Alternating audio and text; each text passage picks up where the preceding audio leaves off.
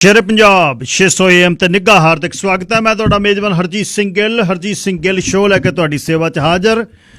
9:18 ਹੋਏ ਨੇ। 24 ਅਗਸਤ ਦਾ ਦਿਨ ਹੈ, ਵਰਾ 2021 ਦਾ, ਮੰਗਲਵਾਰ ਹੈ। 9 ਭਾਦੋਂ ਨਾਨਕ ਸੰਮਤ 553। ਨਿੱਘਾ ਹਾਰਦਿਕ ਸਵਾਗਤ ਹੈ। ਅੱਜ ਤੁਹਾਡੀ ਸੇਵਾ ਦੇ ਵਿੱਚ ਸ਼ੁਰੂਆਤ ਜਿਹੜੀ ਉਸੇ ਤਰ੍ਹਾਂ ਹਰ ਰੋਜ਼ ਹੁੰਦੀ ਹੈ, ਜਿਸ ਨੂੰ ਤੁਸੀਂ ਬਹੁਤ ਪਸੰਦ ਕਰਦੇ ਹੋ, ਤੇ ਇਸ ਲਈ ਹੋਰ ਵੀ ਜੇ ਕਿਸੇ ਸਪਾਂਸਰ ਨੇ ਜੁਆਇਨ ਕਰਨਾ ਇਸ ਸੈਗਮੈਂਟ ਨੂੰ ਕਰ ਸਕਦੇ ਹੋ। ਦੇਸ਼ ਪੰਜਾਬ ਦੇ ਝਰੋਖੇ 'ਚੋਂ ਸਰਦਾਰ ਨਵਕਿਰਨ ਸਿੰਘ ਪੱਤੀ ਹੋਰਾਂ ਦੇ ਨਾਲ ਪੰਜਾਬ ਦੀਆਂ ਗੱਲਾਂ ਬਾਤਾਂ ਹੁੰਦੀਆਂ ਤੇ ਖਾਸ ਖਬਰਾਂ ਜਿਹੜੀਆਂ ਕੱਢ ਕੇ ਲਿਆਉਂਦੇ ਆ ਉਹ ਤੁਹਾਡੇ ਸਨਮੁਖ ਹੋਣਗੇ। ਤੇ ਫਿਰ ਕੁਝ ਲੋਕਲ ਖਬਰਾਂ ਤੁਹਾਡੀ ਸੇਵਾ 'ਚ, ਤੇ ਉਸ ਤੋਂ ਬਾਅਦ ਪ੍ਰੋਫੈਸਰ ਅਮਰਜੀਤ ਸਿੰਘ, ਤੁਸੀਂ ਜਾਣਦੇ ਹੋ ਆਪਣੀ ਲੋਕ ਸੱਥ ਦੇ ਵਿੱਚ ਬਹੁਤ ਵਾਰ ਤੁਸੀਂ ਸੁਣਿਆ, ਨਾਰਥ ਕੈਰੋਲਾਈਨਾ ਦੇ ਵਿੱਚ ਪ੍ਰੋਫੈਸਰ ਨੇ ਪ੍ਰੋਫੈਸਰ ਅਮਰਜੀਤ ਸਿੰਘ, ਜਿਨ੍ਹਾਂ ਦੇ ਕੋਲ ਬਹੁਤ ਪਕੜ ਹੈ ਇੰਟਰਨੈਸ਼ਨਲ ਅਫੇਅਰਸ ਤੇ।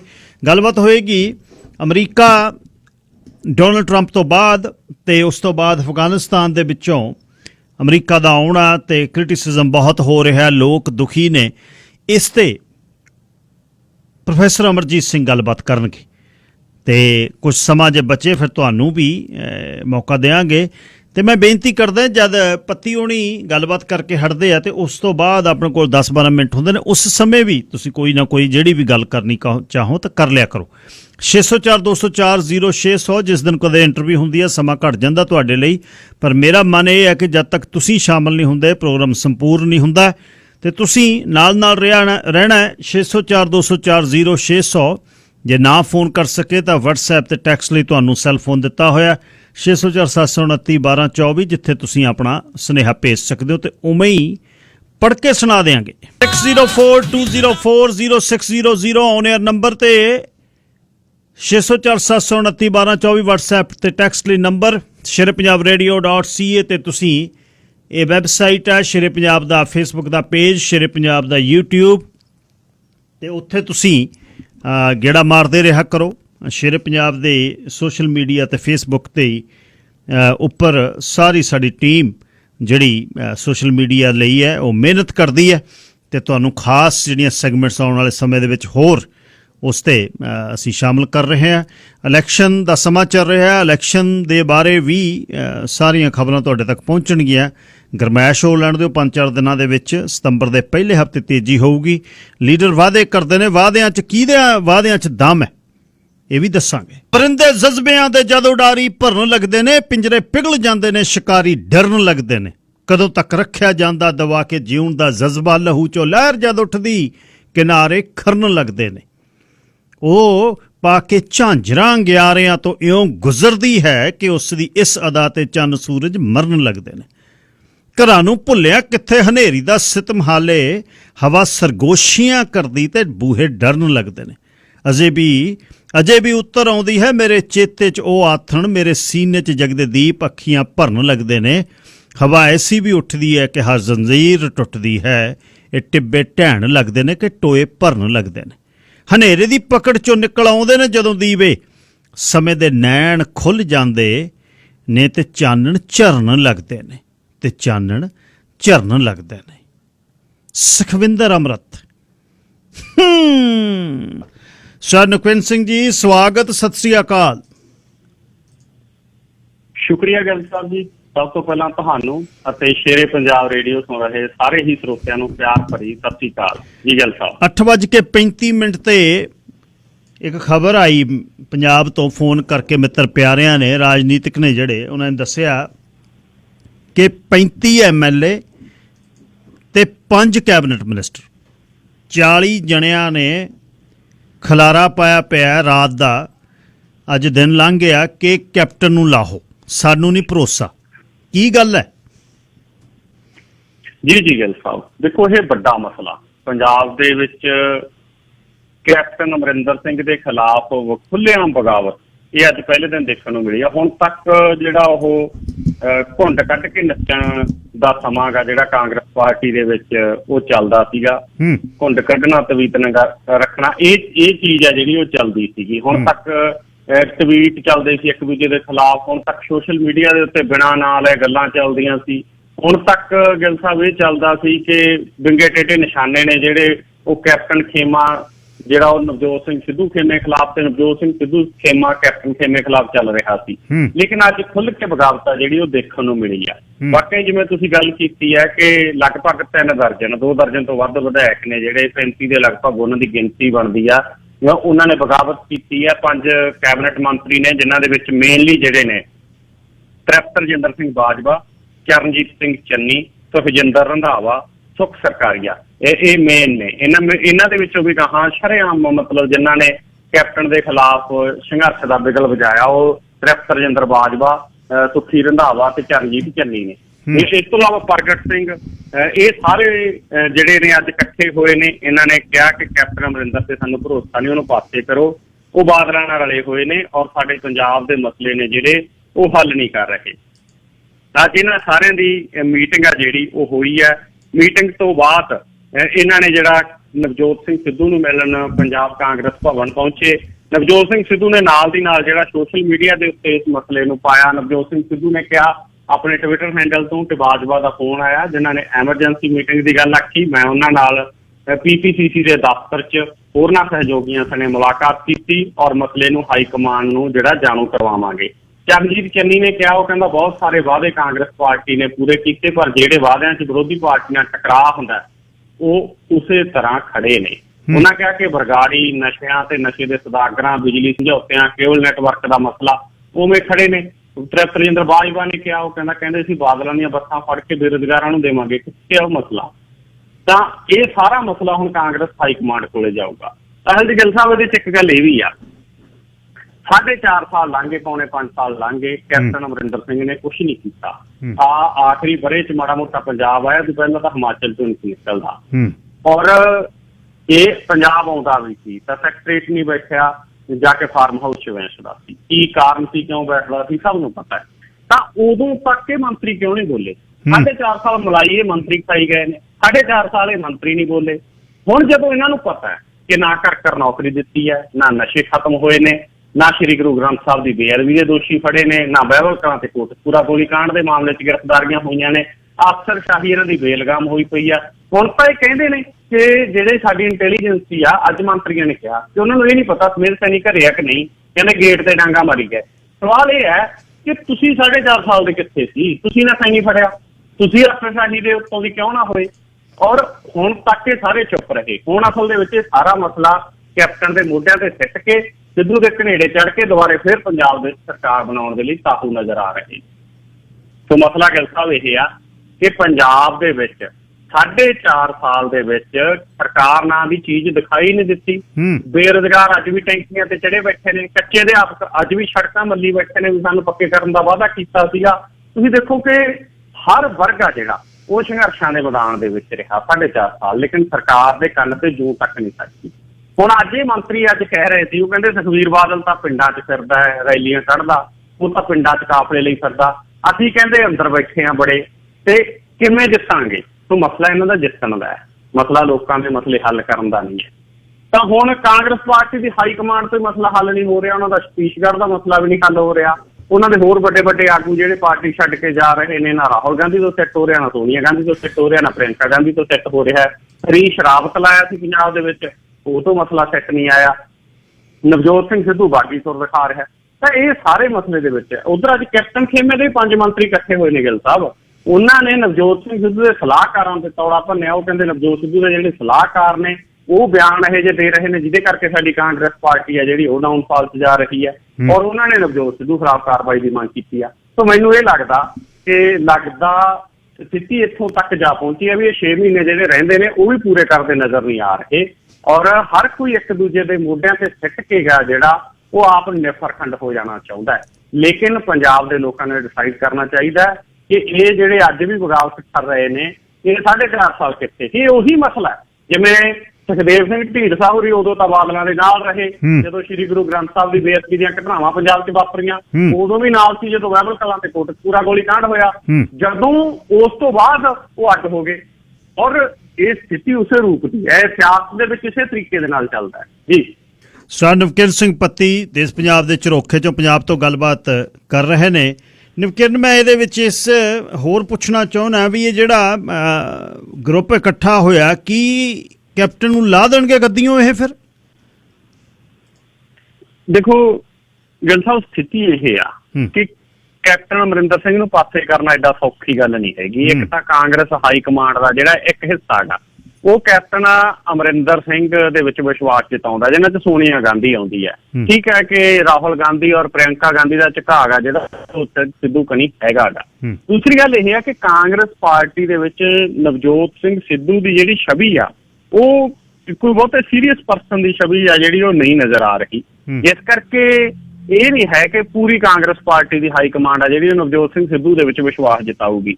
ਦੂਸਰੀ ਗੱਲ ਇਹ ਕਿ ਕਾਂਗਰਸ ਪਾਰਟੀ ਚ ਇੰਨਾ ਦਮ ਹੀ ਹੈ ਨਹੀਂ ਅੱਜ, ਕਿਉਂਕਿ ਇੱਕ ਪਾਰਟੀ ਹੁੰਦੀ ਹੈ, ਦਮ ਹੁੰਦਾ ਹੈ। ਅੱਜ ਭਾਰਤੀ ਜਨਤਾ ਪਾਰਟੀ ਦੀਆਂ ਬਹੁਤ ਲੋਕ ਸਭਾ ਸੀਟਾਂ ਨੇ, ਬਹੁਤ ਰਾਜ ਸਭਾ ਸੀਟਾਂ ਨੇ। ਨਰਿੰਦਰ ਮੋਦੀ ਤੇ ਅਮਿਤ ਸ਼ਾਹ ਇੱਕ ਸਥਾਪਤ ਆਗੂ ਦੇ ਤੌਰ ਤੇ ਉੱਭਰੇ ਨੇ, ਜਿਹੜਾ ਮੁੱਖ ਮੰਤਰੀ ਜੀ ਕਰਦਾ ਬਦਲ ਦਿੰਦੇ ਨੇ। ਸੋ ਕਾਂਗਰਸ ਦੀ ਹਾਈ ਕਮਾਂਡ ਕੋਲ ਤਾਂ ਵਿਰੋਧੀ ਧਿਰ ਜਿੰਨੇ ਆਗੂ ਨਹੀਂ ਹੈਗੇ, ਔਰ ਸੋਨੀਆ ਗਾਂਧੀ ਰਾਹੁਲ ਗਾਂਧੀ ਦੇ ਵਿੱਚ ਇੰਨੀ ਯੁਰਤ ਹੈ ਨਹੀਂ। ਜੇ ਇੰਨੀ ਯੁਰਤ ਹੁੰਦੀ ਕਾਂਗਰਸ ਦਾ ਹਸ਼ਰ ਨਾ ਹੁੰਦਾ। ਅੱਜ ਭਾਰਤ ਜਿਹੜੀ ਸਥਿਤੀ ਦਾ ਸਾਹਮਣਾ ਕਰ ਰਿਹਾ ਨਾ, ਉਹ ਇਹੀ ਹੈ ਨਾ ਕਿ ਇੱਕ ਤਾਨਾਸ਼ਾਹ ਹਕੂਮਤ ਤੇ ਕਮਜ਼ੋਰ ਵਿਰੋਧੀ ਧਿਰ, ਤੇ ਕਮਜ਼ੋਰ ਵਿਰੋਧੀ ਧਿਰ ਦੇ ਵਿੱਚ ਕਮਜ਼ੋਰ ਲੀਡਰਸ਼ਿਪ। ਪ੍ਰਧਾਨ ਬਣਨ ਨੂੰ ਤਿਆਰ ਨਹੀਂ ਹੈ ਕਾਂਗਰਸ ਦਾ ਕੋਈ। ਸੋਨੀਆ ਗਾਂਧੀ ਕਾਰਜਕਾਰੀ ਪ੍ਰਧਾਨ ਬਣ ਕੇ ਕੰਮ ਚਲਾ ਰਹੀ ਆ। ਤਾਂ ਇਹ ਪੂਰੀ ਸਥਿਤੀ ਦੇ ਵਿੱਚ ਉਹਨਾਂ 'ਚ ਇੰਨਾ ਦਮ ਹੈ ਨਹੀਂ ਕਿ ਕੈਪਟਨ ਅਮਰਿੰਦਰ ਨੂੰ ਵਾਹ ਫੜ ਕੇ ਪਾਸੇ ਕਰ ਦੇਣਾ। ਤਾਂ ਇਹ ਹੋ ਸਕਦਾ ਹੈ ਕਿ ਕੁਝ ਵਿਧਾਇਕ ਨੇ ਜਿਹੜੇ ਉਹ ਬਾਗੀ ਹੋ ਜਾਣ। ਜੇ 35 ਵਿਧਾਇਕ 5 ਮੰਤਰੀ ਬਾਗੀ ਹੁੰਦੇ ਨੇ, ਸਰਕਾਰ ਡਿੱਗਦੀ ਹੈ, ਤਾਂ ਜ਼ਾਹਰਾ ਤੌਰ ਤੇ ਕਾਂਗਰਸ ਦੋ ਹਿੱਸਿਆਂ 'ਚ ਵੰਡੀ ਜਾਊ। ਦੋ ਹਿੱਸਿਆਂ ਦੇ ਵਿੱਚ ਕਾਂਗਰਸ ਵੰਡੀ ਜਾਂਦੀ ਆ ਤਾਂ ਇਲੈਕਸ਼ਨ ਦੇ ਵਿੱਚ ਵੀ ਕਾਂਗਰਸ ਦੇ ਦੋ ਧੜੇ ਨਜ਼ਰ ਆਉਣਗੇ। ਸੋ ਇਹ ਸਥਿਤੀਆਂ ਹੋਰ ਪਾਸੇ ਜਾਣਗੀਆਂ ਫਿਰ ਪੰਜਾਬ ਦੀਆਂ, ਉਹਦੇ ਵਿੱਚ ਕਾਂਗਰਸ ਦਾ ਲਾਸ ਹੋਊਗਾ ਜੀ। ਅੱਛਾ, ਕਿਸਾਨਾਂ ਦਾ ਜਿਹੜਾ ਸੰਘਰਸ਼ ਸੀ ਗੰਨੇ ਦੇ ਭਾਅ ਦਾ, ਉਹਦਾ ਕੀ ਬਣਿਆ ਜੀ? ਜੀ ਗਿੱਲ ਸਾਹਿਬ, ਅੱਜ ਕਿਸਾਨਾਂ ਦੀ ਮੀਟਿੰਗ ਹੋਈ ਕੈਪਟਨ ਅਮਰਿੰਦਰ ਸਿੰਘ ਨਾਲ, ਕਾਫੀ ਲੰਬੀ ਮੀਟਿੰਗ ਚੱਲੀ। ਉਹ 'ਚ ਕਿਸਾਨਾਂ ਦੀ ਜਿੱਤ ਹੋਈ ਹੈ ਜੀ। ਕਿਸਾਨਾਂ ਨੂੰ 360 ਰੁਪਏ ਪ੍ਰਤੀ ਕੁਇੰਟਲ ਭਾਅ ਗਾ ਜਿਹੜਾ ਉਹ ਮਿਲ ਗਿਆ ਗਾ। ਔਰ ਇਹ ਵੀ ਗੱਲ ਗਿੱਲ ਸਾਹਿਬ ਇੱਥੋਂ ਜਾਵੜੀ ਤੁਸੀਂ ਦੇਖੋ, ਹਰਿਆਣੇ ਦਾ ਭਾਅ 358 ਰੁਪਏ ਪ੍ਰਤੀ ਕੁਇੰਟਲ ਆ। ਪੰਜਾਬ ਵਾਲੇ ਕਿਸਾਨ ਮੰਗ ਕਰ ਰਹੇ ਸੀ 400 ਰੁਪਏ ਪ੍ਰਤੀ ਕੁਇੰਟਲ ਦੀ। ਔਰ ਉਸ ਤੋਂ ਬਾਅਦ ਸਥਿਤੀ ਆ ਗਈ ਵੀ ਹਰਿਆਣੇ ਤੋਂ ਵੱਧ, ਸਿਰਫ 2 ਰੁਪਏ ਵੱਧ, ਉੱਥੋਂ 358 ਆਪਣੇ 360 ਕਰਤਾ।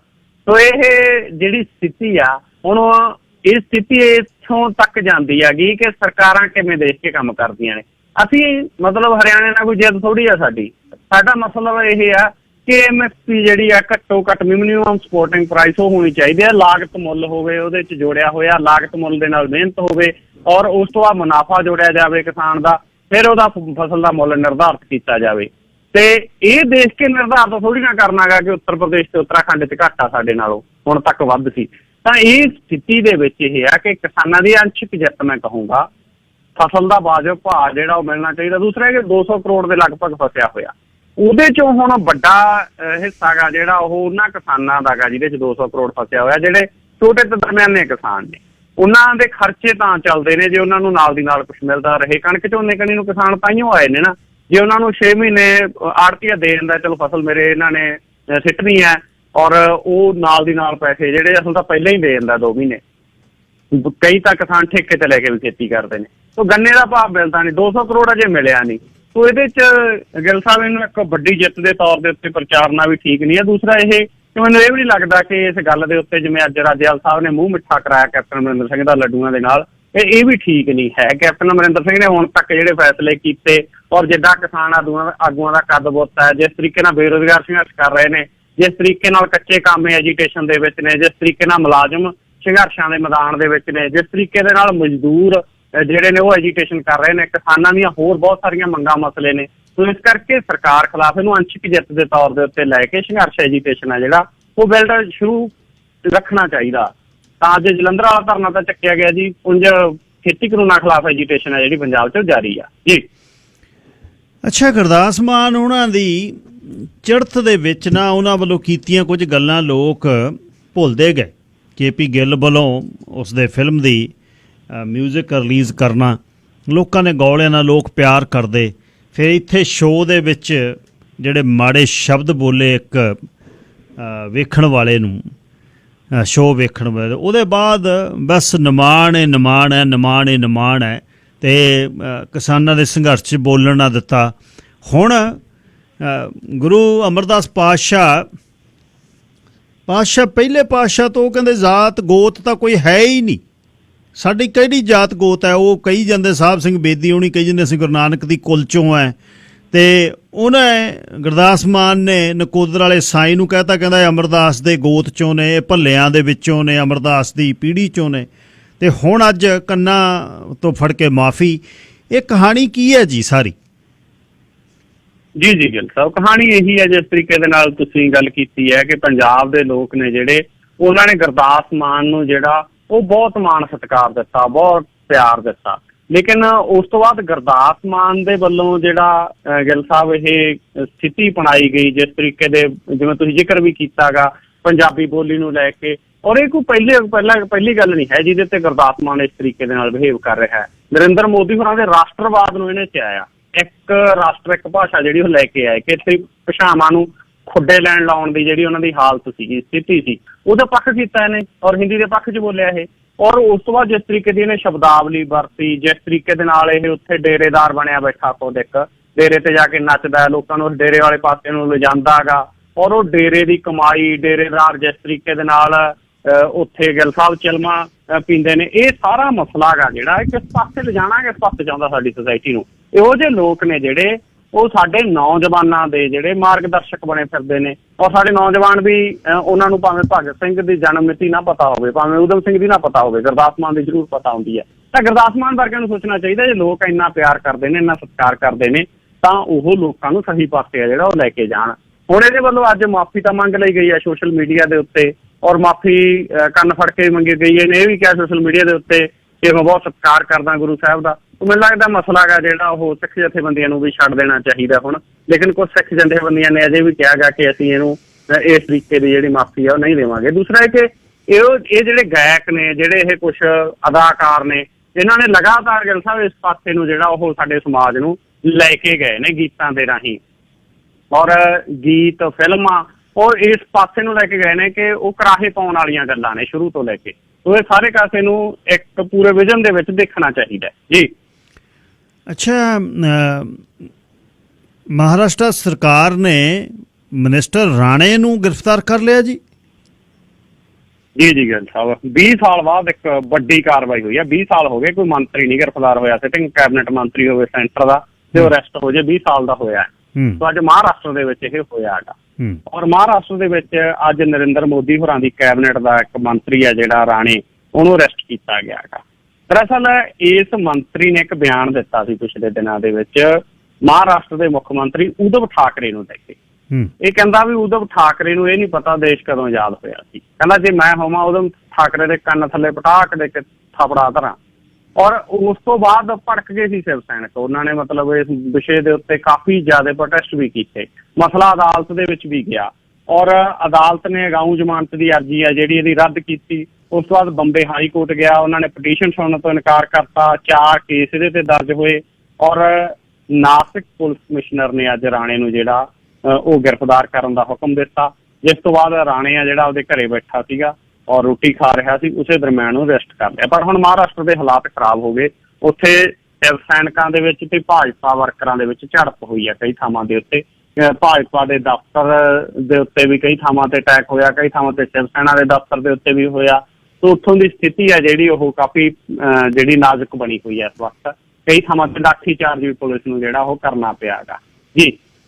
ਅੱਛਾ, ਡੇਰਾ ਮੁਖੀ ਦੇ ਸੰਬੰਧੀ ਜਿਹੜੀ ਅਦਾਲਤ ਨੇ ਫੈਸਲਾ ਦੇਣਾ ਸੀ, ਸੌਰੀ ਪੰਜਾਬ ਤੇ ਹਰਿਆਣਾ ਹਾਈ ਕੋਰਟ ਨੇ, ਪਰ ਉਹ ਹਲੇ ਅੱਗੇ ਕਰ ਦਿੱਤਾ ਜੀ ਫਿਰ? ਜੀ ਗਿੱਲ ਸਾਹਿਬ, ਉਹ ਫੈਸਲਾ ਅੱਗੇ ਕਰ ਦਿੱਤਾ ਗਿਆ ਕਿਉਂਕਿ ਇਸ ਵਿਸ਼ੇ ਦੇ ਉੱਤੇ ਪੰਜਾਬ ਤੇ ਹਰਿਆਣਾ ਹਾਈ ਕੋਰਟ ਦੇ ਵਿੱਚ ਇੱਕ ਪਟੀਸ਼ਨ ਗਈ ਸੀ, ਇੱਕ ਮਸਲਾ ਗਿਆ ਸੀ, ਜਿਸ ਤੋਂ ਬਾਅਦ ਅਦਾਲਤ ਨੇ ਜਿਹੜਾ CBI ਦੇ ਵਿਸ਼ੇਸ਼ ਜੱਜ ਨੂੰ ਜਿਹੜਾ ਰਣਜੀਤ ਸਿੰਘ ਕਤਲ ਕੇਸ ਦੇ ਵਿੱਚ ਫੈਸਲਾ ਸੁਣਾਉਣ ਤੋਂ ਫਿਲਹਾਲ ਰੋਕ ਦਿੱਤਾ ਗਾ। 26 ਅਗਸਤ ਨੂੰ CBI ਦੀ ਵਿਸ਼ੇਸ਼ ਅਦਾਲਤ ਨੇ ਕਤਲ ਕੇਸ ਦੇ ਵਿੱਚ ਇਹ ਫੈਸਲਾ ਸੁਣਾਉਣਾ ਸੀਗਾ। ਹੁਣ ਅਦਾਲਤ ਨੇ ਕਿਹਾ ਗਾ ਕਿ ਇਹ ਫੈਸਲਾ ਫਿਲਹਾਲ ਨਾ ਸੁਣਾਇਆ ਜਾਵੇ, ਤਦ ਤੱਕ CBI ਨੂੰ ਨਿਰਦੇਸ਼ ਦਿੱਤਾ ਗਾ ਕਿ ਉਹ ਇਸ ਮਸਲੇ ਦੇ ਵਿੱਚ ਆਪਦਾ ਜਵਾਬ ਆ ਜਿਹੜਾ ਉਹ ਪੰਜਾਬ ਤੇ ਹਰਿਆਣਾ ਹਾਈ ਕੋਰਟ ਦੇ ਵਿੱਚ ਦਾਖਲ ਕਰੇ ਜੀ। ਅਬੋਹਰ ਨੇੜੇ ਕੁੰਡਲ ਪਿੰਡ 'ਚ ਗੋਲੀ ਚੱਲ ਪਈ ਜੀ? ਜੀ ਗਿੱਲ ਸਾਹਿਬ, ਅੱਜ ਕਈ ਥਾਵਾਂ ਤੇ ਘਟਨਾਵਾਂ ਵਾਪਰੀਆਂ। ਅਬੋਹਰ ਨੇੜੇ ਕੁੰਡਲ ਪਿੰਡ ਦੇ ਸਾਬਕਾ ਸਰਪੰਚ ਦੇ ਉੱਤੇ ਜਾਨਲੇਵਾ ਗੋਲੀਆਂ ਚੱਲੀਆਂ। ਕਈ ਗੋਲੀਆਂ ਦੇ ਨਾਲ ਉੱਤੇ ਹਮਲਾ ਹੋਇਆ। ਕੁੰਡਲ ਪਿੰਡ ਦਾ ਸਾਬਕਾ ਸਰਪੰਚ ਤੇ ਇੱਕ ਉਹਦਾ ਮਿੱਤਰ ਦੋਨੇ ਇਸ ਵਕਤ ਹਸਪੀਟਲ ਦੇ ਵਿੱਚ ਜੇਰੇ ਇਲਾਜ ਨੇ। ਸੋ ਇਹ ਘਟਨਾ ਵਾਪਰੀ ਆ। ਉਧਰ ਗਿੱਲ ਸਾਹਿਬ ਬਹਾਦਰਗੜ੍ਹ ਦੇ ਵਿੱਚ ਹਰਿਆਣਾ ਦੇ ਵਿੱਚ ਵੀ ਇੱਕ ਗੈਂਗਵਾਰ ਹੋਈ ਆ, ਉੱਥੇ ਵੀ 2 ਮੌਤਾਂ ਹੋਈਆਂ ਨੇ, ਉੱਥੇ ਵੀ ਗੋਲੀਆਂ ਨੇ ਜਿਹੜੀਆਂ ਚੱਲੀਆਂ ਨੇ, ਉੱਥੇ ਵੀ 2 ਵਿਅਕਤੀ ਜ਼ਖਮੀ ਦੱਸੇ ਜਾਂਦੇ ਨੇ। ਪਟਿਆਲਾ ਦੇ ਵਿੱਚ ਵੀ ਵਿਦਿਆਰਥੀਆਂ ਦੇ 2 ਗੁੱਟਾਂ ਦੇ ਵਿੱਚ ਝੜਪ ਹੋਈ ਦੱਸੀ ਜਾਂਦੀ ਆ, ਉੱਥੇ ਵੀ ਗੋਲੀਆਂ ਚੱਲੀਆਂ ਨੇ। ਸੋ ਪੰਜਾਬ ਤੇ ਹਰਿਆਣਾ ਦੇ ਵਿੱਚ ਜਿਹੜੀ ਅੱਜ ਕੱਲ੍ਹ ਦੀਆਂ ਘਟਨਾਵਾਂ ਨੇ ਇਹ ਇਸ ਰੂਪ ਦੇ ਵਿੱਚ ਵਾਪਰ ਰਹੀਆਂ ਗਿੱਲ ਸਾਹਿਬ ਕਿ ਸਭ ਅੱਛਾ ਹੈ ਨਹੀਂ ਦੇ ਸੰਕੇਤ ਨੇ ਜਿਹੜੇ ਉਹ ਮਿਲ ਰਹੇ ਨੇ ਜੀ।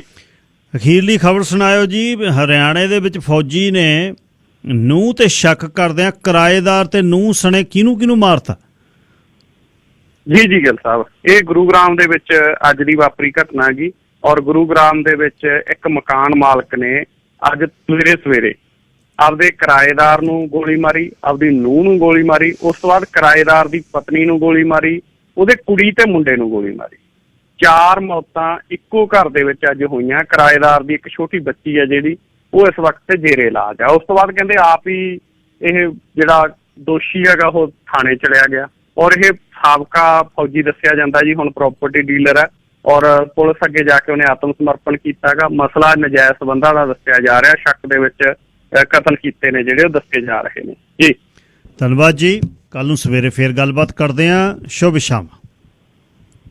ਸ਼ੁਕਰੀਆ ਗਿੱਲ ਸਾਹਿਬ, ਤੁਹਾਡਾ ਤੇ ਸਾਰੇ ਸਰੋਤਿਆਂ ਦਾ ਹੀ ਬਹੁਤ ਬਹੁਤ ਧੰਨਵਾਦ ਜੀ। ਸਰ ਨਵਕਿੰਦਰ ਸਿੰਘ ਪੱਤੀ ਦੇਸ਼ ਪੰਜਾਬ ਦੇ ਝਰੋਖੇ ਚੋਂ ਸੈਗਮੈਂਟ ਦੇ ਵਿੱਚ ਸੈਗਮੈਂਟ ਕਰ ਰਹੇ ਸੀ। ਨਵਕਿੰਦਰ ਸਿੰਘ ਪੱਤੀ ਹੋਰਾਂ ਨੂੰ ਸੁਣ ਕੇ ਹਟੇ ਹੋ ਤੇ ਤੁਸੀਂ ਜਦ ਉਹਨਾਂ ਦੀ ਗੱਲਬਾਤ ਸੁਣਦੇ ਹੋ, ਤੁਹਾਡੀ ਕੋਈ ਤੁਸੀਂ ਰਾਏ ਆਪਣੀ ਦੇਣੀ ਚਾਹੋ ਤਾਂ 604 204 0600।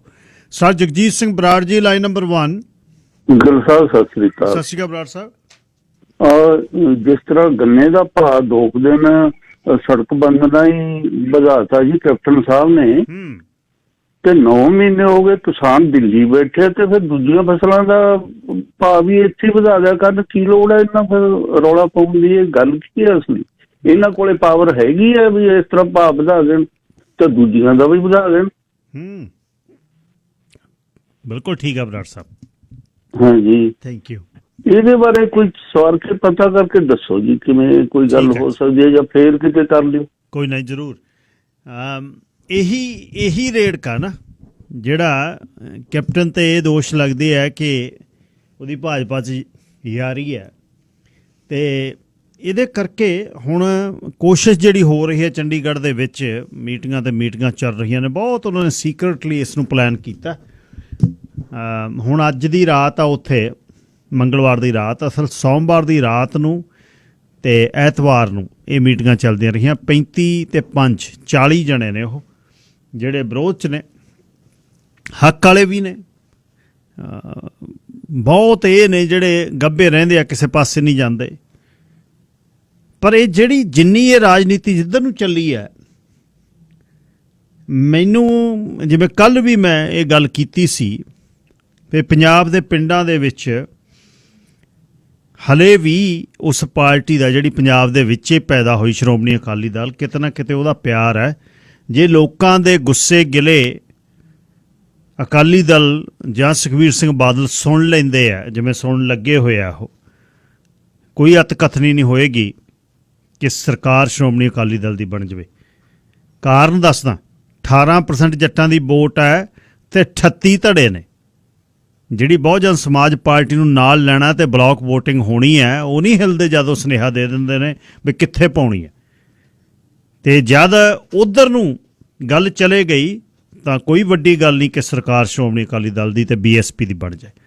ਤੇ ਇਹ ਵੀ ਵੱਡੀ ਕੋਈ ਗੱਲ ਨਹੀਂ ਹੈ ਕਿ ਜੇ ਕਿਸਾਨਾਂ ਦਾ ਮਸਲਾ ਹੱਲ ਕਰ ਗਈ ਭਾਜਪਾ, ਤੇ ਭਾਜਪਾ ਨੂੰ ਪਤਾ ਸੀ ਵੀ ਆਹ ਚਿਹਰਿਆਂ ਨਾਲ ਪਿੰਡਾਂ 'ਚ ਫੇਰ ਵੀ ਨਹੀਂ ਜਾ ਸਕਦੇ, ਹੋ ਸਕਦਾ ਸ਼੍ਰੋਮਣੀ ਅਕਾਲੀ ਦਲ ਦੇ ਪਿੱਛੇ ਖੜ ਜਵੇ। ਇਹਦਾ ਤਾਂ ਕੁਛ ਨਹੀਂ ਪਤਾ ਕਦ ਜੱਫੀਆਂ ਪੈ ਜਾਣ, ਬਾਦਲ ਹੋਣੀ ਬਾਹਰ ਨਿਕਲਣ, 9 ਮਾਸ ਦੇ ਰਿਸ਼ਤੇ ਦੀ ਗੱਲ ਹੋਵੇ, ਮੋਦੀ ਪੰਜਾਬ ਆ ਜਾਵੇ, ਦੋਨੇ ਇਕੱਠੀ ਸਾਂਝੀ ਕਰ ਲੈਣ ਇੱਕ ਜਿਹੜੀ ਸਟੇਜ ਹੈ, ਤੇ ਸਰਕਾਰ ਇਹ ਤਿੰਨੇ ਇਕੱਠੇ ਹੋ ਜਾਣ। ਕੁਛ ਨਹੀਂ ਪਤਾ ਕਿੱਧਰ ਨੂੰ ਕਹਾਣੀ ਜਾਣੀ ਹੈ। ਤੇ ਨਾਲ ਹੀ ਕੈਪਟਨ ਤੇ ਨਵਜੋਤ ਸਿੱਧੂ ਦੇ ਝਗੜੇ 'ਚ ਹੋ ਸਕਦਾ ਹੈ ਕਿ ਹਾਈ ਕਮਾਂਡ ਕਿਸੇ ਹੋਰ ਨੂੰ ਅੱਗੇ ਲੈ ਆਵੇ, ਜਿਸ 'ਚ ਪ੍ਰਗਟ ਸਿੰਘ ਦਾ ਨਾਂ ਵੀ ਹੋ ਸਕਦਾ ਕਿ ਪ੍ਰਗਟ ਸਿੰਘ ਦੀ ਦੇਖ ਰੇਖ ਅੱਗੇ ਜਿਹੜੀ ਕਾਂਗਰਸ ਜਾਵੇ। ਬਹੁਤ ਕੁਝ ਹੋਏਗਾ। ਆਮ ਆਦਮੀ ਪਾਰਟੀ ਸ਼ਹਿ ਲਾਈ ਬੈਠੀ ਹੈ, CM ਦਾ ਚਿਹਰਾ ਨਹੀਂ ਦੇ ਰਹੀ, ਉਹਨਾਂ ਨੂੰ ਇਹ ਆ ਵੀ ਇਹੀ 5-4 ਬੰਦੇ ਨੇ, ਜੇ ਇਹ ਕਿਤੋਂ ਹਿੱਲ ਜਾਣ ਕਾਂਗਰਸ ਚੋਂ, ਕੀ ਪਤਾ ਨਾ ਸਿੱਧੂ ਦੀ ਚੱਲੇ ਤਾਂ ਨਵਜੋਤ ਸਿੱਧੂ ਕਹੇ ਵੀ ਚੱਲ ਮਿੱਤਰਾ ਆਮ ਆਦਮੀ ਪਾਰਟੀ। ਜਿਹੜੀ SP ਸਿੰਘ ਉਬਰਾਏ ਦੀ ਗੱਲ ਚੱਲਦੀ ਹੈ, ਉਬਰਾਏ ਹੋਣੀ ਚਿਹਰਾ ਨਹੀਂ ਹੋ ਸਕਦੇ CM ਦਾ। ਸਮਾਜ ਸੇਵੀ ਹੋਣਾ ਹੋਰ ਗੱਲ ਹੈ, ਰਾਜਨੀਤਿਕ ਹੋਣਾ ਹੋਰ ਗੱਲ ਹੈ। ਭਲਿੰਦਰਪਾਲ ਸਿੰਘ ਜੀ, ਲਾਈਨ ਨੰਬਰ 1। ਸਤਿ ਸ਼੍ਰੀ ਅਕਾਲ ਜੀ ਸਾਰਿਆਂ ਨੂੰ। ਸਤਿ ਸ਼੍ਰੀ ਅਕਾਲ ਜੀ। ਮੈਂ ਨਾ ਜੀ ਅੱਜ ਫੋਟੋ ਦੇਖੀ ਰਾਜੇਵਾਲ ਸਾਹਿਬ ਦੀ, ਤੇ ਕੈਪਟਨ ਸਾਹਿਬ ਦੇ ਨਾਲ ਮੂੰਹ ਮਿੱਠਾ ਕਰਾਤਾ ਉਹਨਾਂ ਨੇ, ਤੇ ਪੱਤੀ ਸਾਹਿਬ ਵੀ ਥੋੜੀ ਜੀ ਗੱਲ ਕਰਕੇ, ਹਾਲਾਂਕਿ ਇਹ ਐਡਾ ਛੋਟਾ ਵਿਸ਼ਾ ਨਹੀਂ ਹੈਗਾ, ਇਹਨੂੰ ਕੱਲੀ ਫੋਟੋ ਨਾ ਲਿਆ ਜਾਵੇ। ਇਹ ਸੈਟਿੰਗ ਆ, ਇਹ ਸੈਟਿੰਗ ਐਂਗਲ, ਇਹਨੂੰ ਐਂਗਲ ਕਹਿੰਦੇ ਇਹ ਚੀਜ਼ਾਂ ਨੂੰ, ਇਸ਼ਾਰਾ ਕਹਿੰਦੇ ਆ ਇਹ ਚੀਜ਼ਾਂ ਨੂੰ, ਵੀ ਇਸ਼ਾਰਾ ਕੀ ਆ ਉਹਨਾਂ ਦਾ। ਤੇ ਸਿੱਧੂ, BJP, ਰਾਜੇਵਾਲ ਤੇ ਕੈਪਟਨ, ਇਹ ਐਂਗਲ ਬਣਦਾ ਜਿਹਨੂੰ ਟਰਾਇੰਗਲ ਕਹਿੰਦੇ ਹੋ। ਇਹਨੂੰ ਕੋਈ ਵੱਡਾ ਬੰਦਾ ਸਮਝਾ ਸਕਦਾ? ਸਾਨੂੰ ਤਾਂ ਜਿੰਨਾ ਕੁ ਦਿਖਦਾ ਸੀ ਉਨੀ ਕੁ ਗੱਲ ਕਰ ਲੈਂਦੇ ਆ। ਭਾਜਪਾ ਨੂੰ ਜਿਵੇਂ ਤੁਸੀਂ ਕਿਹਾ ਵੀ ਨਹੀਂ, ਉਹਨੂੰ ਪੰਜਾਬ ਦੇ ਵਿੱਚ ਕੋਈ ਹੈ ਨਹੀਂ ਉਹਦਾ ਹਿਸਾਬ ਕਿਤਾਬ, ਸਭ ਤੋਂ ਵੱਡਾ ਬੰਦਾ ਤਾਂ ਉਹਨਾਂ ਦੇ ਹੱਥ 'ਚ ਹੈ ਕੈਪਟਨ। ਜਿਵੇਂ ਆਪਾਂ ਆਮ ਗੱਲਾਂ ਚੱਲਦੀਆਂ ਰਹਿੰਦੀਆਂ ਨੇ ਵੀ ਭਾਜਪਾ ਕਹਿੰਦੀ ਆ ਬਈ ਅਸੀਂ ਤਾਂ ਰੈਡੀ ਆ, ਅਜਿਆਣੀ ਹੁਣ ਦਾ ਰੋਜ਼ ਆਉਂਦਾ ਵੀ ਰਾਜੇਵਾਲ ਨਹੀਂ ਮੰਨਦਾ, ਇਹ ਨਹੀਂ ਮੰਨਦਾ। ਮੈਨੂੰ ਲੱਗਦਾ ਰਾਜੇਵਾਲ ਦੋਨੇ ਹੱਥ ਲੱਡੂ ਰੱਖੀ ਬੈਠਾ ਪੰਜਾਬ 'ਚ ਕੈਪਟਨ, ਵੀ ਇੱਧਰ ਵੀ ਠੀਕ ਆ ਤੇ ਉੱਤੇ ਆਪਣਾ ਉੱਧਰ ਵੀ ਠੀਕ ਆ। ਸੋ ਇਹ ਫੋਟੋ ਵਾਲਾ ਆਪਾਂ ਤਾਂ ਜਿਵੇਂ ਕੋਈ ਬੜਾ ਵਧੀਆ ਨਹੀਂ ਲੱਗਾ ਜੀ, ਇਹ ਜਿਹੜਾ ਇਹ ਕਰਕੇ ਆਏ, ਦੰਦੀਆਂ ਕੱਢ ਕੇ ਆਏ ਨੇ ਫੋਟੋ ਖਿਚਾ ਕੇ, ਇਸ਼ਾਰਾ ਵਾ ਕੈਪਟਨ ਨੂੰ ਸਪੋਰਟ ਕਰਨ ਦਾ। ਧੰਨਵਾਦ ਜੀ। ਸਭ ਤੋਂ ਵੱਡੀ ਰਾਜਨੀਤੀ ਇਸ ਸਮੇਂ ਜੇ ਪੰਜਾਬ 'ਚ ਕੋਈ ਕਰ ਰਿਹਾ ਤਾਂ ਉਹ ਰਾਜੇਵਾਲ ਕਰ ਰਿਹਾ, ਸਾਰਿਆਂ ਨਾਲ ਹੀ ਉਹਦੀ ਬਣਦੀ ਆ। ਆਮ ਆਦਮੀ ਪਾਰਟੀ ਖੰਨੇ ਤੋਂ ਉਹਨੂੰ ਉਮੀਦਵਾਰ ਬਣਾਉਣ ਨੂੰ ਫਿਰਦੀ ਹੈ। ਅੰਦਰਲੀਆਂ ਤੈਆਂ ਨੇ, ਮੇਰਾ ਏਰੀਆ ਹੈ ਅੰਦਰਲੀਆਂ, ਤੇ ਉਧਰ ਸੈੱਟ ਹੈ, ਤੇ ਇੱਧਰ ਅਮਰਿੰਦਰ ਨਾਲ ਪਹਿਲਾਂ ਹੀ ਬਣਦੀ ਹੈ। ਤੇ ਕਦੇ ਸੈਣੀ ਰਾਜੇਵਾਲ ਆ ਕੇ ਬੜੇ ਬੜੇ ਇਨਾਮ ਦਿੰਦਾ, ਉੱਥੇ ਵੀ ਰਾਜੇਵਾਲ ਨਾਲ ਹੈ। ਤੇ ਹੁਣ ਭਾਜਪਾ ਦੇ ਨਾਲ ਸੁਲ੍ਹਾ ਜਾਂ ਨਹੀਂ ਸੁਲ੍ਹਾ, ਸੁਲ੍ਹਾ ਤਾਂ ਉਦਣ ਹੋ ਗਈ ਸੀ ਜਿੱਦਣ ਪਹਿਲੇ ਬੰਦ ਤੋਂ ਬਾਅਦ ਅਮਿਤ ਸ਼ਾਹ ਨੇ ਸੱਦੇ ਸੀ ਨਾ, ਸੁਲ੍ਹਾ ਕਰਿਆ ਸੀ।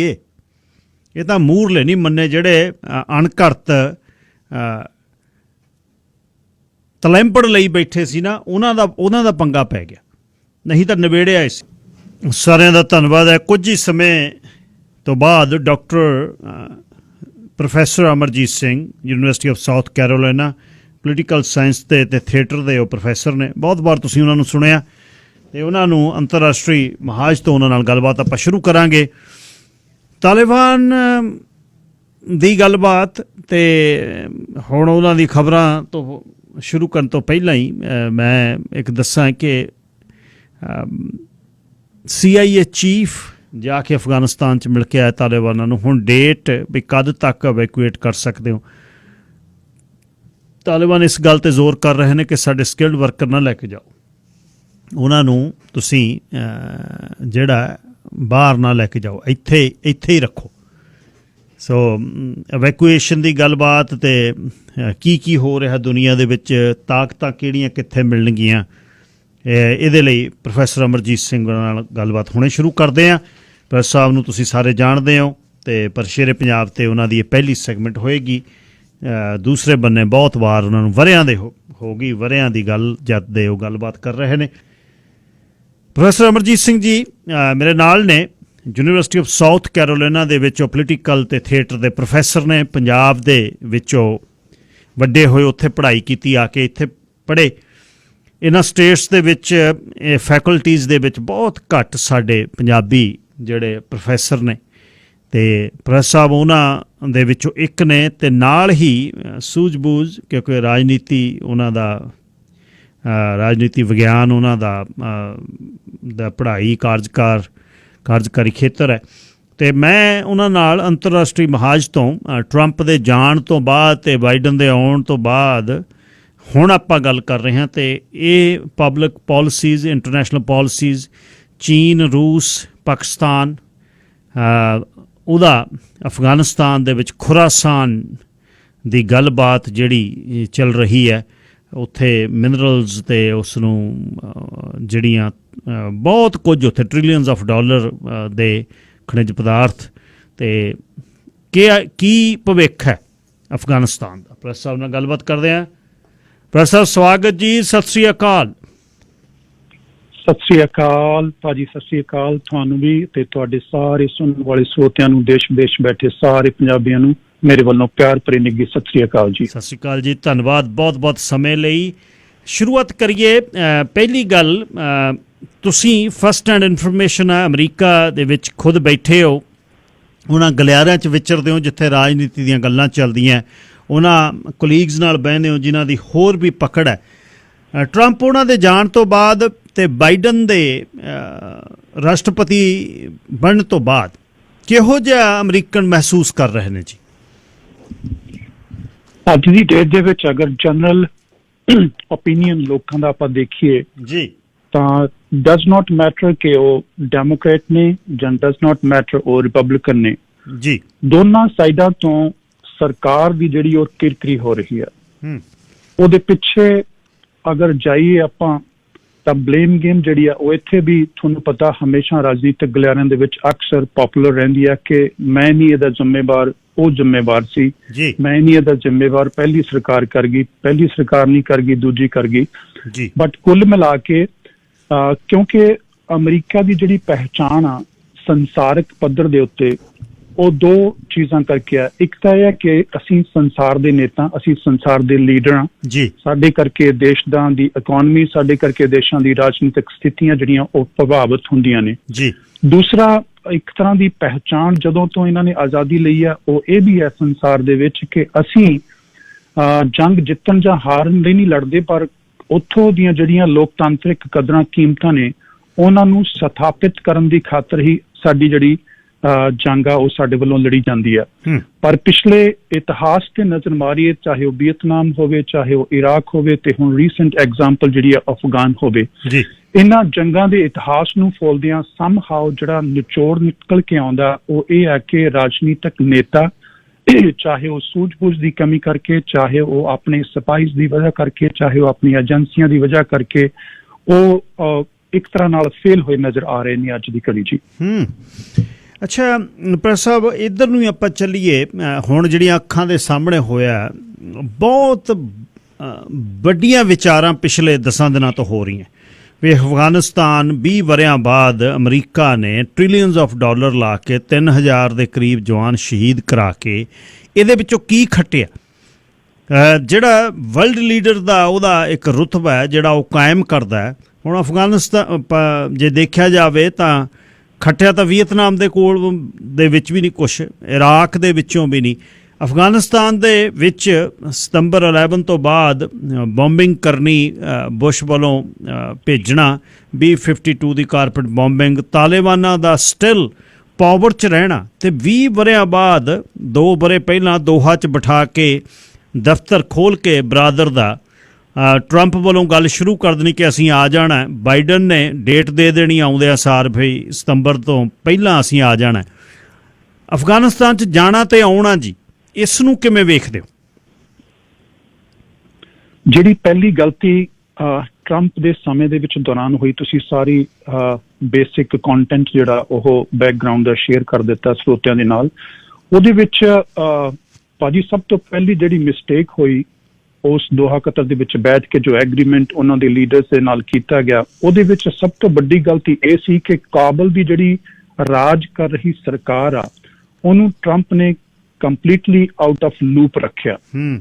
ਔਰ ਉਸ ਸਮਝੌਤੇ ਦੇ ਵਿੱਚ ਇਹ ਵੀ ਨਜ਼ਰਅੰਦਾਜ਼ ਕੀਤਾ ਗਿਆ ਕਿ ਕੱਲ ਨੂੰ ਅਗਰ ਅਸੀਂ ਇੱਥੋਂ ਆਪਣੇ ਫੌਜੀ ਦਸਤੇ ਕੱਢਦੇ ਹਾਂ ਤਾਂ ਉਸ ਤੋਂ ਬਾਅਦ ਨਥਿੰਗ ਫॉर ਰੈਫਿਊਜ ਟੂ ਅਫਗਾਨ, ਜਿਨ੍ਹਾਂ ਨੇ ਸਮਝ ਲਓ ਕਿ ਕਿੰਨੇ ਦਹਾਕਿਆਂ ਦੇ ਉੱਤੋਂ ਇਹਨਾਂ ਦੀ 2001 ਤੋਂ ਲੈ ਕੇ ਹੁਣ ਤੱਕ ਚਾਹੇ ਉਹਨਾਂ ਨੇ ਟਰਾਂਸਲੇਟਰ ਦੇ ਤੌਰ ਤੇ ਹੈਲਪ ਕੀਤੀ, ਚਾਹੇ ਉਹਨਾਂ ਨੇ ਪਿੰਡਾਂ ਦੇ ਵਿੱਚ ਇਹਨਾਂ ਨੂੰ ਅਗਵਾਈ ਕਰਨ ਦੇ ਤੌਰ ਤੇ ਹੈਲਪ ਕੀਤੀ, ਚਾਹੇ ਉਹਨਾਂ ਨੇ ਫਿਕਸਰਸ ਦੇ ਤੌਰ ਤੇ, ਵਿਚੋਲੇ ਦੇ ਤੌਰ ਤੇ ਆਪਣੀ ਭੂਮਿਕਾ ਨਿਭਾਈ, ਜਾਂ ਖੁਦ US ਫੋਰਸਿਸ ਦੇ ਨਾਲ ਮਿਲ ਕੇ ਫਰੰਟ ਫੋਰਟ ਤੇ ਉਹ ਲੜੇ ਜੀ। ਸੋ ਉਹਨਾਂ ਚੋਂ ਕਿਸੇ ਨੂੰ ਵੀ ਉਸ ਸਮਝੌਤੇ ਦੇ ਵਿੱਚ ਇੱਕ ਤਰ੍ਹਾਂ ਨਾਲ ਅੱਗੇ ਨਹੀਂ ਰੱਖਿਆ ਗਿਆ ਕਿ ਅਗਰ ਅਸੀਂ ਸਮਝੌਤਾ ਅੱਜ ਕਰਨ ਜਾ ਰਹੇ ਹਾਂ ਤੇ ਕੱਲ ਨੂੰ ਇਹਨਾਂ ਦਾ ਕੀ ਬਣਨਾ।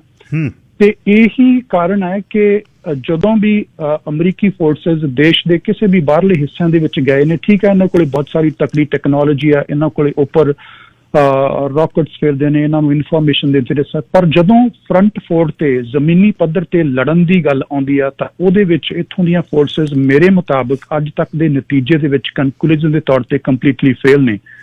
ਵੀਅਤਨਾਮ ਦੇ ਵਿੱਚ ਗੁਰੀਲਾ ਵਾਰ ਦੇ ਵਿੱਚ ਫੇਲ ਹੋਏ, ਤੇ ਇਰਾਕ ਦੇ ਵਿੱਚ ਇੱਕ ਤਰ੍ਹਾਂ ਨਾਲ ਉੱਥੇ ਅੱਜ ਤੱਕ ਜਿਹੜੀ ਲੋਕਤੰਤਰੀ ਸ਼ਕਤੀ ਜਿਹੜੀ ਉਹ ਸਥਾਪਿਤ ਕਰਨ ਦੇ ਵਿੱਚ ਨਾਕਾਮ ਰਹੇ ਨੇ ਤੇ ਹੁਣ ਅਫਗਾਨ ਦੇ ਵਿੱਚ ਪਹਾੜੀਆਂ ਦੇ ਵਿੱਚ ਮੇਰੇ ਖਿਆਲ ਦੇ ਵਿੱਚ ਅਸਫਲ ਹੋ ਕੇ ਵਾਪਸ ਆ ਰਹੇ ਨੇ।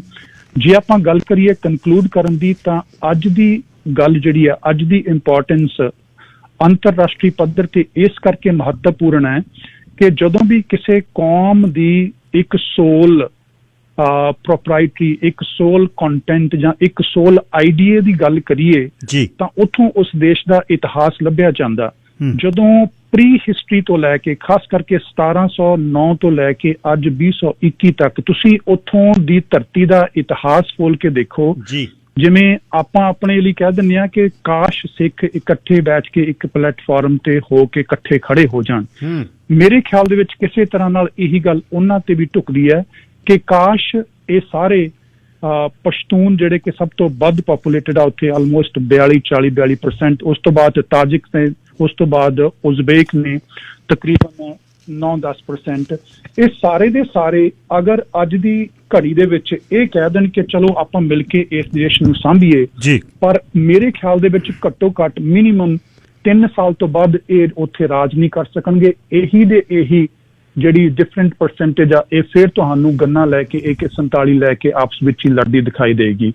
ਔਰ ਇਹੀ ਨੁਕਤਾ ਜਿਹੜਾ ਇਹਨਾਂ ਦੀ ਲੜਾਈ ਦਾ ਪਲੱਸ ਇਹਨਾਂ ਦੀ ਜਿਹੜੀ ਸੋਲ ਆਈਡੀਓਲੋਜੀ ਦਾ ਜਿਹੜੀ ਕਿ ਬਹੁਤ ਖਤਰਨਾਕ ਆ, ਉਹੀ ਅੱਜ ਦੀ ਡੇਟ ਦੇ ਵਿੱਚ ਪਿਛਲੇ 10 ਦਿਨਾਂ ਤੋਂ ਜਿਵੇਂ ਤੁਸੀਂ ਕਿਹਾ ਸਮੁੱਚੇ ਅੰਤਰਰਾਸ਼ਟਰੀ ਸਮਾਜਿਕ, ਰਾਜਨੀਤਿਕ, ਧਾਰਮਿਕ, ਪੋਲੀਟੀਕਲ ਖੇਤਰਾਂ ਦੇ ਵਿੱਚ ਚਰਚਾ ਦਾ ਵਿਸ਼ਾ ਕਿ how we are going to tackle that breeding soul, not only their own soil but also next neighboring countries ਜਿੱਥੇ ਇਹਨਾਂ ਦੇ ਸੈੱਲ ਅੱਜ ਦੀ ਡੇਟ ਦੇ ਵਿੱਚ ਵੀ ਉਸੇ ਤਰ੍ਹਾਂ ਕੰਮ ਕਰ ਰਹੇ ਨੇ ਜਿਹੜੇ 20 ਸਾਲ 25 ਸਾਲ ਪਹਿਲਾਂ ਰਸ਼ੀਆ ਦੇ ਟਾਈਮ ਤੇ ਕੰਮ ਕਰ ਰਹੇ ਸਨ। ਜੀ ਪ੍ਰੋਫੈਸਰ ਸਾਹਿਬ, ਜਿਹੜੇ ਹੁਣ ਤੁਸੀਂ ਪੋਲੀਟੀਕਲ ਸਾਇੰਸ ਦੇ ਪ੍ਰੋਫੈਸਰ ਹੋ, ਜਿਹੜਾ ਦੇਸ਼ ਵੱਲੋਂ ਇਰਾਕ ਦੇ ਵਿੱਚ ਜਾਂ ਅਮਰੀਕਾ ਵੱਲੋਂ ਅਫਗਾਨਿਸਤਾਨ ਦੇ ਵਿੱਚ ਟ੍ਰਿਲੀਅਨਸ ਆਫ ਡਾਲਰ ਦਾ ਖਰਚਾ, ਉਹਦੀ ਭਰਪੂਰ ਉਹ ਕਿੱਥੋਂ ਜੀ ਪੈਸੇ ਪੂਰੇ ਕਰਦੇ ਆ ਜੀ? ਫਿਰ ਘਾਟੇ ਦੇ ਵਿੱਚ ਉਹ ਚੀਜ਼ਾਂ ਕਿੱਥੋਂ ਫਿੱਟ ਕਰਦੇ ਆ ਜੀ ਅਮਰੀਕਾ ਦੇ ਵਿੱਚ? ਜੇ ਆਪਾਂ ਕਹੀਏ ਟ੍ਰਿਲੀਅਨ ਡਾਲਰ ਉੱਤੇ ਖਰਚ ਹੋ ਗਿਆ,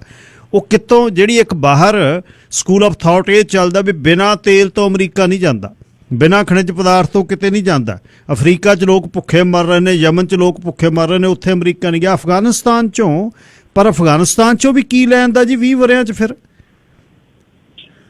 ਬੇਸਿਕਲੀ ਜਦੋਂ ਵੀ ਵੱਡੀ ਤਾਕਤ ਆਪਣੇ ਅਜੀਤ ਜੀ ਕਿਸੇ ਹੋਰ ਦੇਸ਼ ਦੇ ਵਿੱਚ ਲੜਨ ਜਾਂਦੀ ਹੈ, ਡੈਫੀਨੇਟਲੀ ਉਹਦੇ ਆਪਣੇ ਮਫਾਦ, ਆਪਣੇ ਫਾਇਦੇ ਜਿਹੜੇ ਉਹ ਜ਼ਰੂਰ ਡੈਫੀਨੇਟਲੀ ਹੁੰਦੇ ਆ। ਤੁਸੀਂ ਇੰਟਰੋਡਕਟਰੀ ਪਾਰਟ ਦੇ ਵਿੱਚ ਕਿਹਾ ਕਿ ਉੱਥੇ ਟ੍ਰਿਲੀਅਨਸ ਆਫ ਡਾਲਰਸ ਦੇ ਮਿਨਰਲਸ ਜਿਹੜੇ ਨੇ ਉਹ ਭਰਪੂਰ ਪਏ ਆ ਪਹਾੜਾਂ ਦੇ ਵਿੱਚ ਜੀ, ਜਿਨ੍ਹਾਂ ਨੂੰ ਕੱਢਣ ਦੀ ਖਾਤਰ ਵੱਡੀਆਂ ਕੰਪਨੀਆਂ, ਵੱਡੇ ਕਾਰਪੋਰੇਟ ਲੌਬੀ ਆ ਜਿਹੜੀ ਉਹ ਦੇਖ ਰਹੀ ਸੀ ਕਿ ਕਿਸੇ ਨਾ ਕਿਸੇ ਰੂਪ ਦੇ ਵਿੱਚ ਇੱਥੇ ਕਾਬਜ਼ ਹੋ ਕੇ ਉਹਨਾਂ ਤੇ ਕਿਵੇਂ ਅਸੀਂ ਕਬਜ਼ਾ ਕਰ ਸਕਦੇ ਹਾਂ ਜਾਂ ਕਿਸੇ ਨਾ ਕਿਸੇ ਰੂਪ ਦੇ ਵਿੱਚ ਉੱਥੋਂ ਦੀ ਸਰਕਾਰ ਨਾਲ ਮਿਲ ਕੇ ਇਨ ਫਿਊਚਰ ਕਿਵੇਂ ਇਹਨਾਂ ਧਾਤਾਂ ਨੂੰ ਅਸੀਂ ਆਪਣੇ ਮੁਫਾਦ ਲਈ, ਆਪਣੇ ਫਾਇਦੇ ਲਈ ਵਰਤ ਸਕਦੇ ਹਾਂ।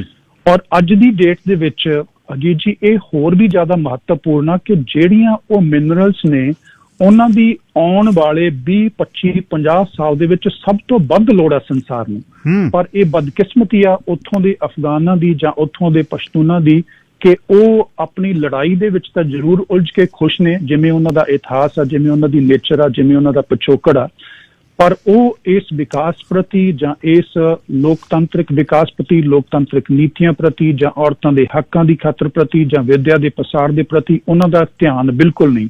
ਅੱਜ ਦੀ ਡੇਟ ਦੇ ਵਿੱਚ ਵੀ ਅਗਰ ਤੁਸੀਂ ਡਿਕਲੇਅਰ ਹੋਣ ਤੋਂ ਬਾਅਦ ਦੇ declared this will be Islamic Emirates of Afghanistan. Now from the name of this declared name of this country, we cannot expect ਕਿ ਸੰਸਾਰ ਜਾਂ ਸੰਸਾਰ ਦੀ ਹੋਰ ਕੋਈ ਵੀ corporate company in future coming year ਦੇ ਵਿੱਚ ਉਹਨਾਂ ਨਾਲ ਮਿਲ ਕੇ ਜਾਂ ਉਹਨਾਂ ਧਾਤਾਂ ਦਾ ਪਸਾਰ ਕਰ ਸਕਦੀ ਆ ਜਾਂ ਉਹਨਾਂ ਦਾ ਵਿਕਾਸ ਕਰਕੇ ਉਹ ਦੇਸ਼ ਦੇ ਵਿਕਾਸ ਦੀ ਖਾਤਰ ਵਰਤੋਂ ਵਿੱਚ ਲਿਆ ਸਕਦੇ ਆ।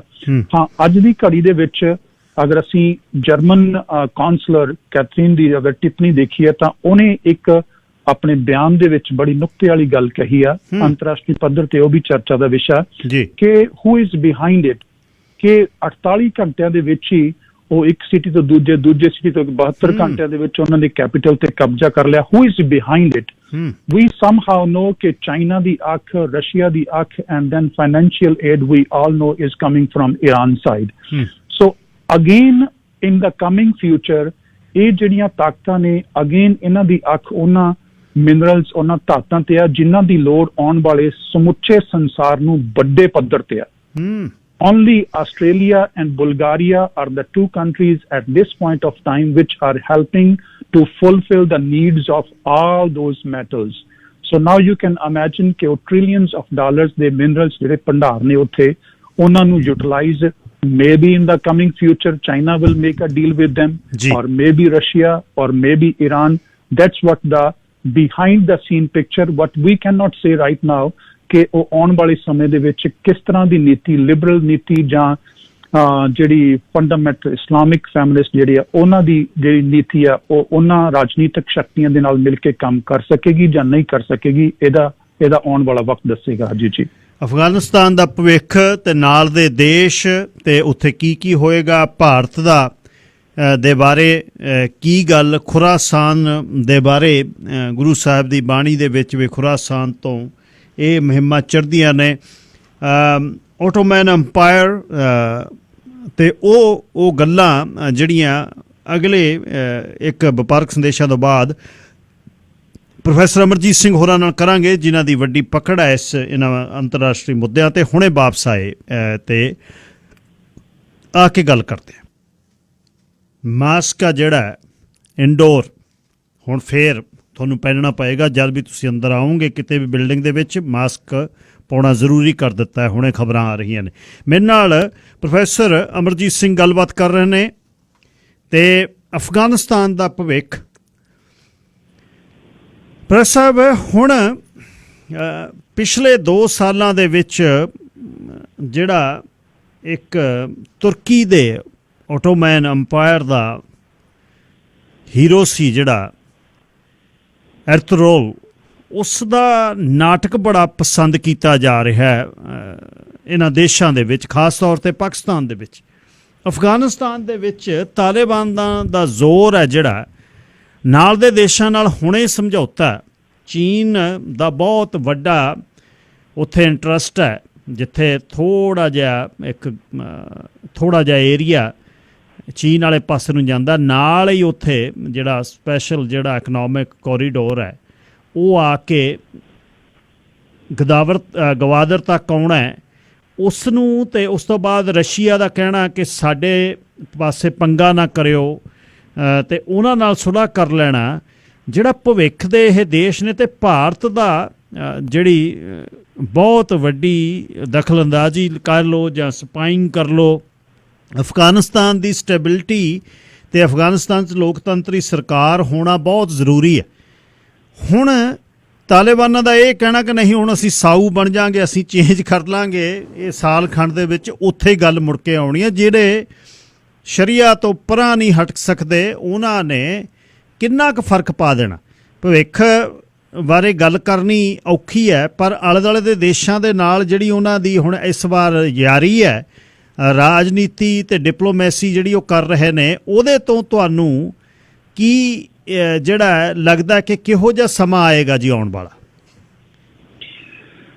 ਮੈਂ ਸ਼ੁਰੂ ਦੇ ਵਿੱਚ ਅਜੀਤ ਜੀ ਕਿਹਾ ਸੀਗਾ ਕਿ ਤੁਹਾਡੀਆਂ ਜਿਹੜੀਆਂ ਆਦਤਾਂ, ਤੁਹਾਡੀ ਜਿਹੜੀ ਸੋਲ ਆ, ਤੁਹਾਡੇ ਜਿਹੜੇ ਆਈਡੀਓਲੋਜੀ ਆ, ਉਹ ਕਾਫੀ ਹੱਦ ਤੱਕ ਤੁਹਾਡੇ ਚਰਿੱਤਰ ਨੂੰ ਕਲੀਅਰ ਕਰ ਦਿੰਦੀ ਆ। ਨਾ ਸਿਰਫ ਪਰਿਵਾਰਿਕ ਤੌਰ ਤੇ ਇਹ ਗੱਲ ਸਾਂਝੀ ਕਰ ਸਕਦੇ ਹਾਂ, ਬਲਕਿ ਤੁਹਾਡਾ ਸਮਾਜ, ਤੁਹਾਡਾ ਦੇਸ਼, ਜਿਵੇਂ ਕਿਸੇ ਦੇਸ਼ ਦੇ ਸੰਵਿਧਾਨ ਦੀ ਜਿਹੜੀ ਆਤਮਾ, ਉਹਦੀ ਪ੍ਰੀਐਂਬਲ, ਉਹਦੀ ਪ੍ਰਸਤਾਵਨਾ ਦੇ ਵਿੱਚ ਛੁਪੀ ਹੁੰਦੀ ਹੈ। ਉਸੇ ਤਰ੍ਹਾਂ ਹੀ ਅਸੀਂ ਆਉਣ ਵਾਲੇ ਭਵਿੱਖ ਤੋਂ ਕੋਈ ਬਹੁਤ ਵੱਡੀਆਂ ਆਸਾਂ ਨਹੀਂ ਲਾ ਸਕਦੇ। Does not matter diplomatic relations ਅੱਜ ਦੀ ਡੇਟ ਦੇ ਵਿੱਚ ਉਹ ਇਹ ਕਹਿ ਰਹੇ ਨੇ ਕਿ ਨੋ we are not even.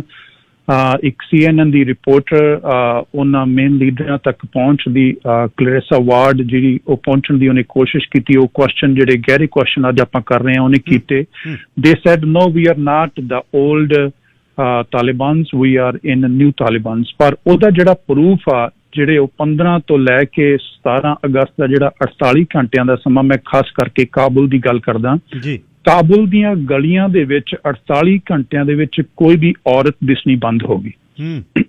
Now you can imagine ਕਿ ਇਸ ਤਰ੍ਹਾਂ ਦੇ ਡਰ ਅਤੇ ਸਹਿਮ ਦੇ ਐਟਮੋਸਫੇਅਰ ਦੇ ਵਿੱਚ ਜਿਹੜਾ ਕਿ ਉਹ ਚਾਹੁੰਦੇ ਆ ਕਿ ਉੱਥੇ ਰਹਿਣ ਵਾਲਾ ਹਰ ਬੰਦਾ ਡਸ ਨਾਟ ਮੈਟਰ ਉਹ ਕਿਸ ਤਬਕੇ ਨੂੰ ਬਿਲੋਂਗ ਕਰਦਾ, ਚਾਹੇ ਉਹ ਪਸ਼ਤੂਨ ਆ, ਉਹਨਾਂ ਦਾ ਆਪਣਾ ਭਾਈ ਆ, ਚਾਹੇ ਉਹ ਤਜ਼ਕ ਆ, ਚਾਹੇ ਉਹ ਉਜ਼ਬੇਕ ਆ ਜਾਂ ਬਾਕੀ ਦੀਆਂ ਨਸਲਾਂ ਨੇ, ਦੇ should Liv the way they want it.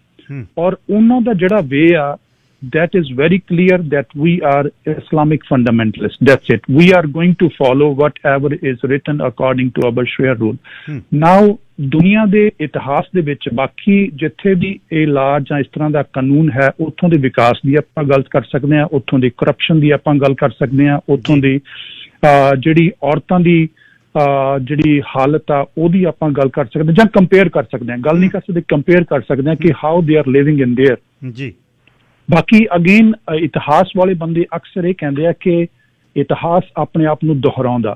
ਸੋ 102 ਸਾਲ ਦਾ ਇਤਿਹਾਸ ਤਾਂ ਆਪਣੇ ਅੱਖਾਂ ਦੇ ਸਾਹਮਣੇ ਆ, ਜਿਹੜਾ ਕਿ ਆਪਾਂ ਰੀਸੈਂਟਲੀ ਰਿਵਾਈਵ ਕਰ ਸਕਦੇ ਹਾਂ ਕਿ ਕਿਵੇਂ ਤੀਸਰੀ ਜੰਗ ਜਿਹੜੀ ਕਿ ਜਿਹਨੂੰ ਆਪਾਂ ਕਹਿੰਦੇ ਆ Anglo British and Afghan Wars, ਤੀਜੀ ਜੰਗ ਤੋਂ ਬਾਅਦ ਇਸ ਦੇਸ਼ ਨੂੰ 1919 ਦੇ ਵਿੱਚ ਆਜ਼ਾਦੀ ਮਿਲੀ ਸੀ। ਨਾ ਉਹ ਜਿਹੜੀ ਐਂਗਲੋ ਬ੍ਰਿਟਿਸ਼ ਵਾਰ ਸੀ ਉਹਦੇ ਵਿੱਚ ਹਜ਼ਾਰਾਂ ਭਾਰਤੀ ਜਿਨ੍ਹਾਂ ਦੇ ਵਿੱਚ ਹਿੰਦੂ ਵੀ ਸਨ ਔਰ ਸਿੱਖ ਵੀ ਸਨ, ਉਹ ਅਫਗਾਨਾਂ ਦੇ ਖਿਲਾਫ ਲੜੇ।